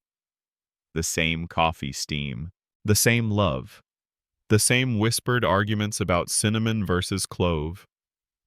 A boy runs past, barefoot, laughing, chasing something only he can see. Maybe a firefly, maybe a dream. A woman walks by humming a lullaby. A horse stamps in the distance. And then, out of nowhere, your old teacher appears. You haven't seen him in years. Still tall, still grumpy, his beard now streaked with silver. He walks with a slight limp and a cane that looks like it's seen battle. He doesn't say hello, just, "Still using that cheap Yemeni grind?" You laugh. "Still criticizing without tasting?" You pour him a cup. No questions asked. He sips, nods, barely. You don't need much more than that. He pulls a scroll from his sleeve, because of course he does, and begins sketching something on the back with a bit of charcoal. You peer over. It's your cart. But not quite. In the sketch, it has wings, lanterns that float. A sesve big enough to hold the moon. "Your future," he says simply, "if you stop wasting time." You grin. Wings would make delivery easier. Historians still argue whether Ottoman scholars were mystical dreamers or grounded logicians. You know the truth lies somewhere between ink and imagination. Your teacher finishes the cup, leaves the scroll behind, and disappears into the alleys like a well-read ghost. You tuck the scroll under the drawer, beside the blank note and the tulip petal. Your drawer is starting to feel like a museum of quiet miracles. You check your coals. Still warm. Still steady. And there are still a few cups left to pour tonight. The moon now reigns full above the domes, washing the rooftops in silver and brushing everything below with a pale kind of magic. It turns your sesves into goblets, your cart into an altar. Even the steam rising from your latest brew looks sacred, curling skyward like whispered prayers. A group of travelers shuffle near your stall. Their boots are dusty, their cloaks travel-worn. You recognize the weariness in their posture. It's the kind of fatigue that's too deep for sleep. Only coffee will do. One of them, a woman with a scar down her cheek and eyes like polished obsidian, speaks first. "Do you have anything for memory?" You don't ask what kind of memory. You choose a blend with bitter orange peel, a touch of anise, and a whisper of vanilla. You call it the Rememberer. You made it up just now, but it sounds ancient. As you brew, she explains, "We came from Bursa. Lost a friend on the road. Buried him this morning." You nod. Say nothing. Just let the sesve hum over the coals. When it's ready, you serve the drinks in small, mismatched cups. Each sip lands with the weight of a footstep. The group doesn't talk after that. They drink slowly, eyes fixed on nothing, everything. Here's your mainstream historical fact. In Ottoman funerary customs, it was common for mourners to gather afterward not just in mosques, but in homes and coffee houses. Coffee was seen as both a social balm and a ritual lubricant, something that softened the hard edges of grief and made stories easier to tell. One of the travelers finishes her cup and presses a coin into your hand. She whispers, "It tasted like goodbye." You bow. Not deeply, just enough. They leave, and you're alone again, briefly.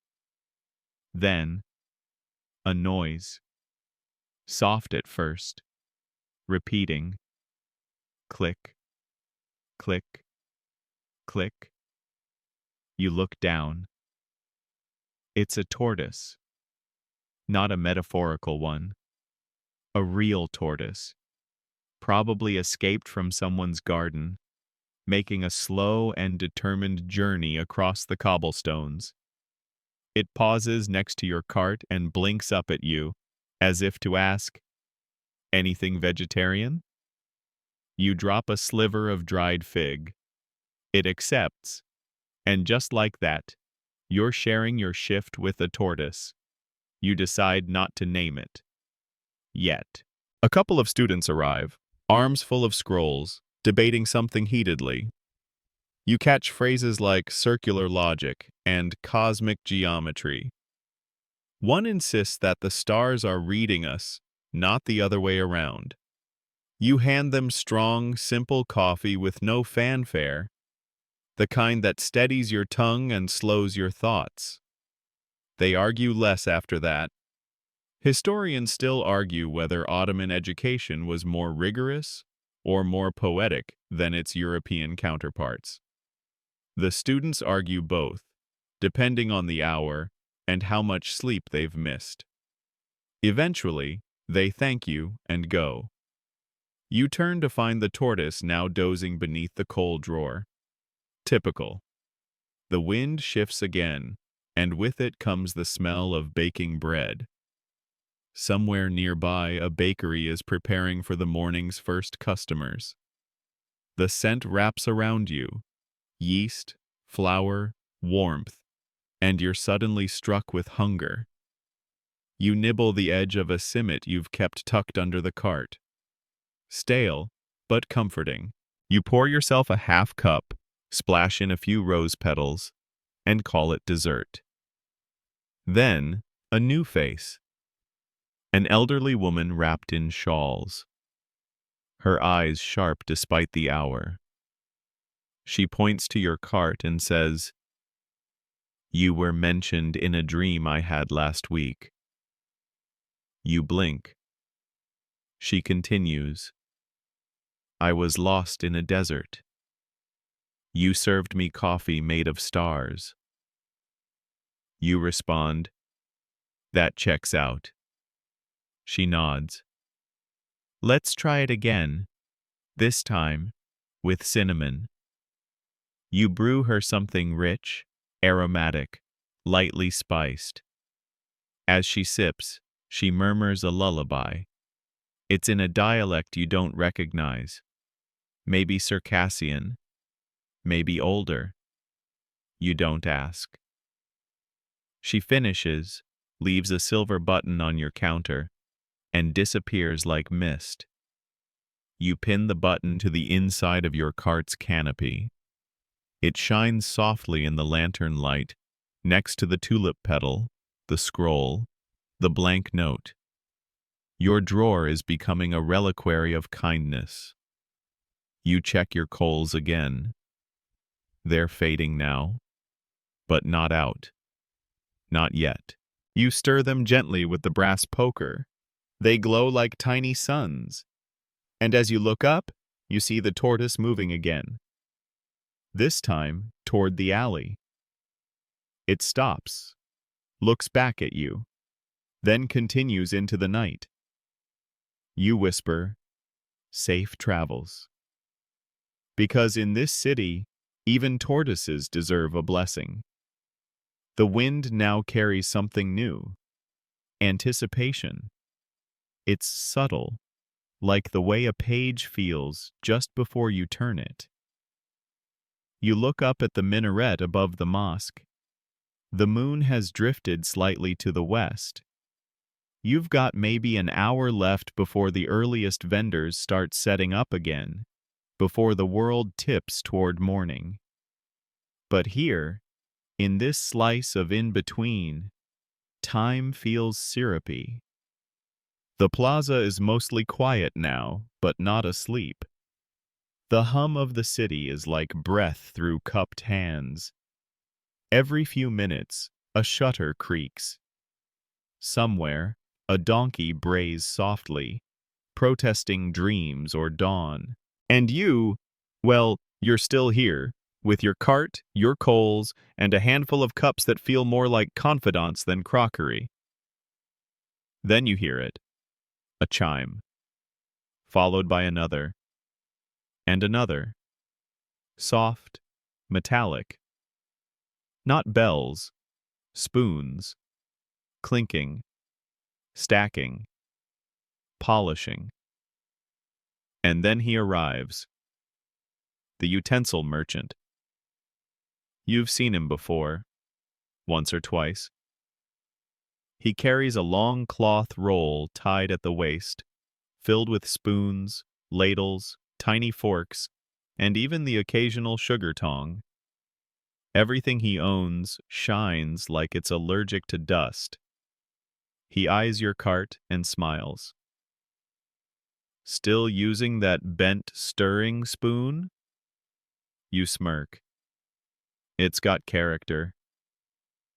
He pulls a polished spoon from his wrap and holds it out like a surgeon offering a scalpel. For tonight, he says. You accept it like a blessing. As you stir your next cup, your own, small and spiced, you admire the spoon's balance. Perfect weight, smooth handle, no burnished edge. Just grace in metal form. Here's your mainstream historical fact. Ottoman artisans were meticulous about their tools, especially those connected to food or ritual. Spoons were carved from boxwood, bone, or horn, and often carried personal markings. A well-made spoon could be passed down like jewelry. You sip with your new companion, grateful. Just then, a sharp whistle pierces the quiet. Not aggressive, not warning, musical. It's followed by a rhythm tapped on wood. Knock, knock, tap, knock, knock, tap. You grin. It's the tambourine man again. Only this time he's alone. No lutes, no audience. Just him and the steady tap of his palms against stretched hide. He sidles up to your cart and says, "Trade you a tune for something unusual." You don't hesitate.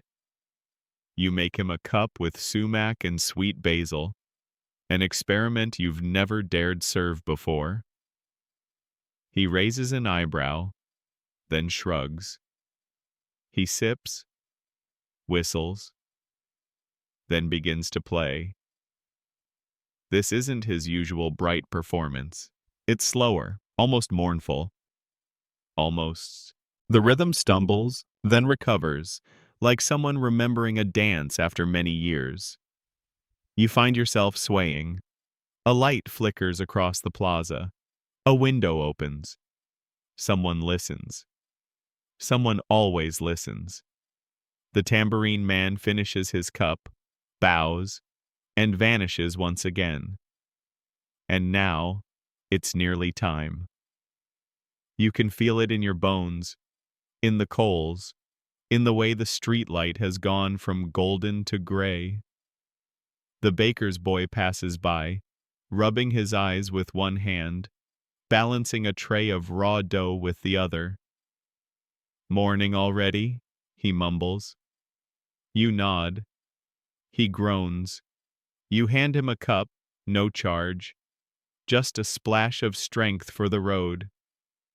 Historians still argue whether the Ottoman day began at the call to prayer or at the first loaf pulled from the oven. But vendors like you know the truth. The day begins when someone needs coffee badly enough to shuffle out in slippers. You start packing the dry herbs. You wipe down the counter. Your hands move with the kind of ceremony, slow, deliberate, tired, but content. That's when you notice something new tucked into your tip drawer. A stone. Smooth, greenish, shaped like a teardrop.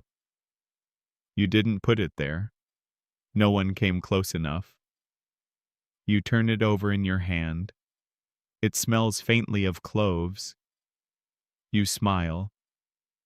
The tortoise, maybe? Or the woman with the desert dream? Or someone else who needed to say thank you without words. You add it to the drawer. It fits perfectly next to the tulip petal, the scroll, the blank note, the silver button, and the spoon you're definitely not giving back. You light a final bit of cedar in the brazier, not for brewing, just for scent. The smoke rises slowly, warmly, curling like a lullaby. A dervish passes by, nods at your cart, and spins once before vanishing around the corner. You nod back. Because why not? A rooster crows, as if testing its volume. You chuckle. Too early, you mutter. But you know it's not. It's time. You pour one last cup for yourself, not to drink, to cool on the edge of the cart. A gesture, a ritual, something left behind for the morning. The sky is no longer black but a kind of smoky indigo, the color of ink rinsed too many times. That thin slice of morning that arrives before light but after night's authority has ended. You stretch your arms gently, joints popping like soft percussion. There's something sacred about this hour. You feel it in the cobbles, still holding the night's warmth like secrets. You feel it in your cart, quiet now, almost contemplative. Even the wind walks softer. You begin your closing routine, not rushed, not mechanical, like a ceremony passed down without words. Each item has its place. The sesvies rest in their felt-lined drawer. The spices are corked and tucked away. Even your mismatched cups seem to sigh as they nest together. Then, footsteps. Soft, deliberate. A figure approaches in layered linen robes, hood drawn just low enough to hide their eyes. You pause. They stop in front of your cart, say nothing, and then place a folded handkerchief on the counter. Inside, a single almond. You raise an eyebrow. They finally speak. Something bitter and old. You nod. You brew the strongest blend you know. Harar beans, aged 2 years in clay pots. No sugar. A tiny crack of dried bitter orange rind. As it simmers, the scent is sharp, nostalgic, almost medicinal. You serve it in your chipped green glazed cup. They sip slowly, then whisper, just like my grandfather made it. You ask, was he a coffee vendor? They shake their head. A gravedigger. You blink. They grin. He said it helped him stay awake in the loneliest places. Here's your mainstream historical fact. Coffee wasn't just for conversation in the Ottoman world. It was also used for focus by scholars, night guards, mystics, and yes, even those who watched over the dead. The line between ritual and routine blurred over each cup. Your mysterious guest finishes, nods once, and disappears into the city's thinning shadows. You add the almond to your growing trove of strange treasures. And then comes a sound more dependable than the call to prayer, the creak of old wheels on stone. It's the bread cart. The baker's assistant, a wiry girl with soot-streaked cheeks and a smile too big for dawn, pulls up next to you. Trade you a loaf for something warm, she says. You pass her a half cup, still fragrant with cardamom. She hands you a simit, still steaming, the barter of the gods. You eat the bread slowly, dipping it in the last dregs of your own coffee. It's chewy, salty, and just right. She lingers, sipping. You ever think about what all this smells like from above? You raise an eyebrow. She points skyward. I mean, the city. All of us. Bread, fish, coffee, incense. Imagine being a bird or a cloud. You chuckle. I think about it all the time. She finishes, gives your cart a gentle pat, and rolls away, whistling something that sounds like sunrise. Historians still argue whether Istanbul's coffee vendors were craftsmen, performers, or therapists. They forget the fourth category, dreamers. You pull down your canopy. The canvas is soft with age, embroidered by a friend who long ago said you'd need beauty to balance the bitterness. They were right. Your cart now looks like it's sleeping.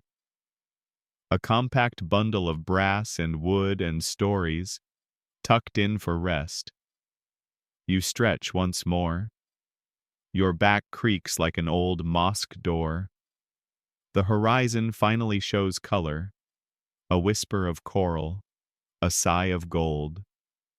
You breathe it in, and then you hear it. That first bird, a sparrow maybe, or a thrush. It chirps once, testing its voice. Another follows, and another. Suddenly, the sky is full of them, singing like someone just opened a music box. You stand in it. The sound, the light, the everything. The tortoise is gone. The spoon is tucked away. The almond rests gently near the silver button. You don't feel tired. You feel full.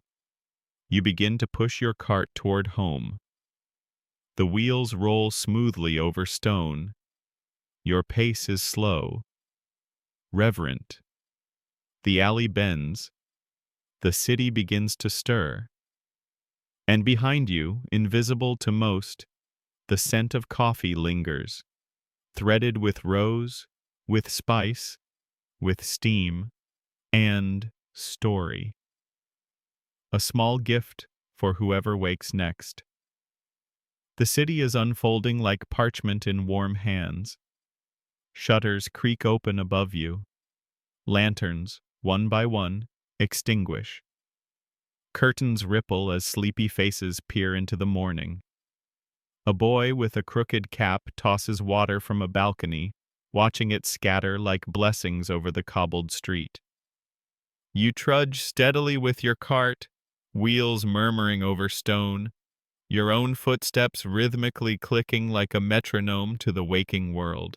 Your path takes you through a quieter quarter now, where jasmine vines crawl up cracked plaster walls, and birds hop across awnings like gossiping shopkeepers. Here, the streets are narrower, the stones older. You know this route by feel more than sight. As you pass a bakery, the scent of fresh flatbread and charcoal ash makes your stomach grumble again, even though you just ate. That's the trick of dawn. It resets your hunger, your heart, too. An elderly man sweeps his doorstep. You nod. He doesn't nod back, but that's just how he is. He'll warm up once you leave. You chuckle quietly at the thought. You pass the hammam. The tiled sign above the door glistens with dew. Through the slats, you hear a splash and a half-laughed curse. Someone dropped their soap. Again. Here's your mainstream historical fact. In Ottoman Istanbul, early mornings were a time of purification, bathing, prayer, and preparation. Vendors like you weren't just tolerated, you were expected. Coffee carts were part of the city's pulse, its quiet machinery, always moving, always waiting. You park your cart in the small alcove behind your building. It fits perfectly, always has. You cover it with the canvas that smells faintly of cedar smoke and cinnamon.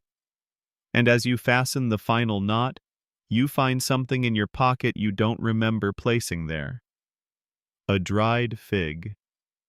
Split, soft, still sweet. A gift from the tortoise? You add it to your drawer of relics.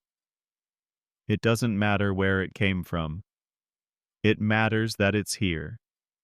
Your small apartment is just one flight up. The steps groan with you, but they're familiar groans.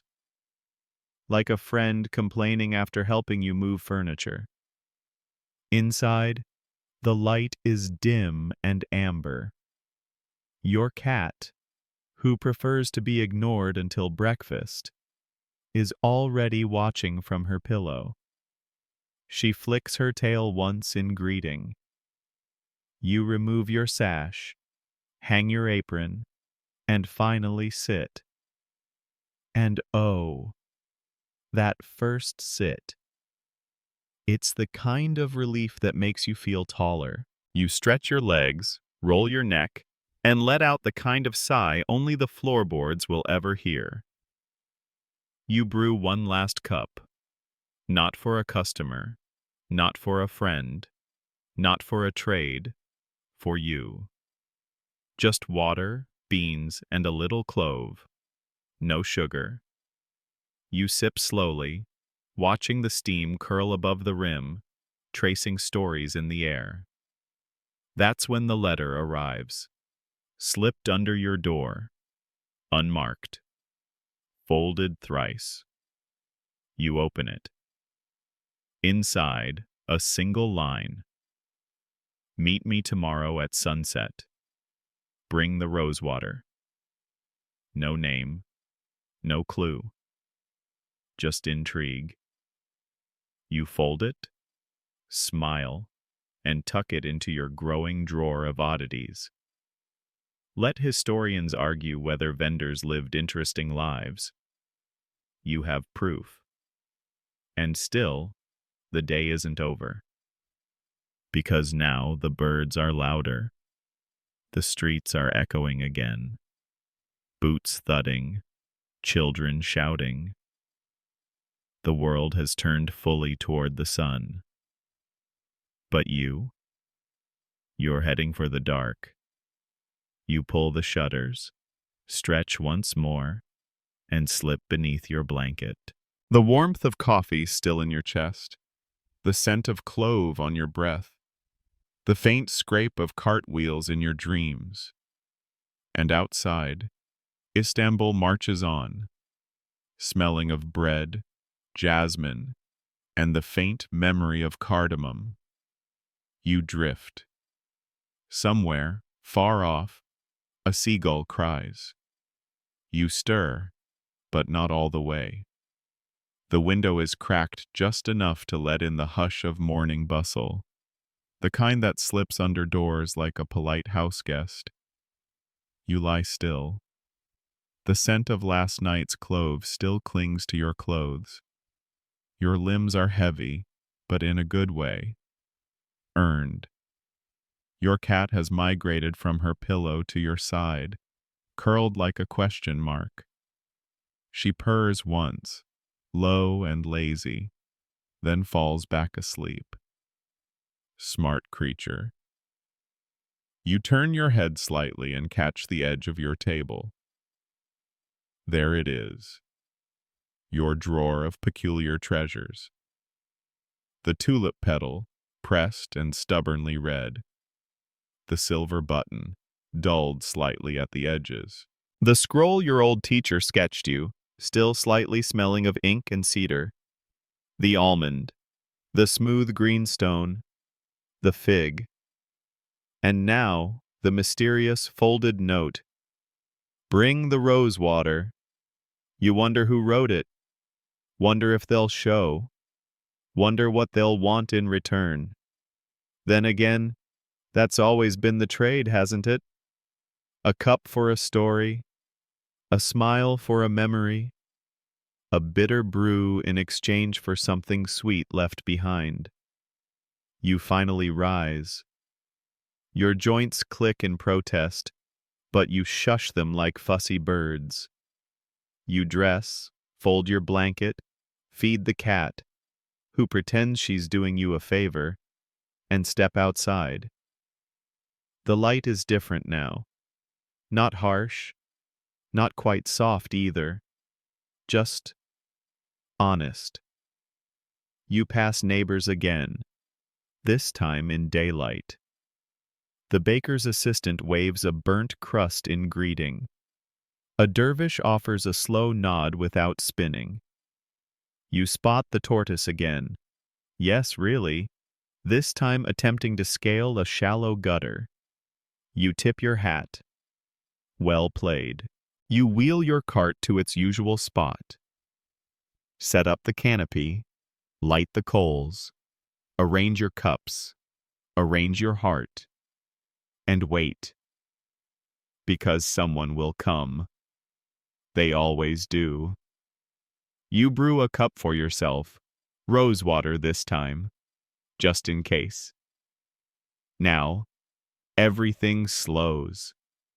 The coals dim, the street hushes. The last sounds of the waking world tuck themselves into corners like well-folded laundry. You sit with that final cup, warm in your palms, fragrant, almost shy. The kind of drink that doesn't rush, that simply waits with you. Outside, the wind moves gently through the jasmine vines. They sway without urgency, as if they've got nowhere to be except here.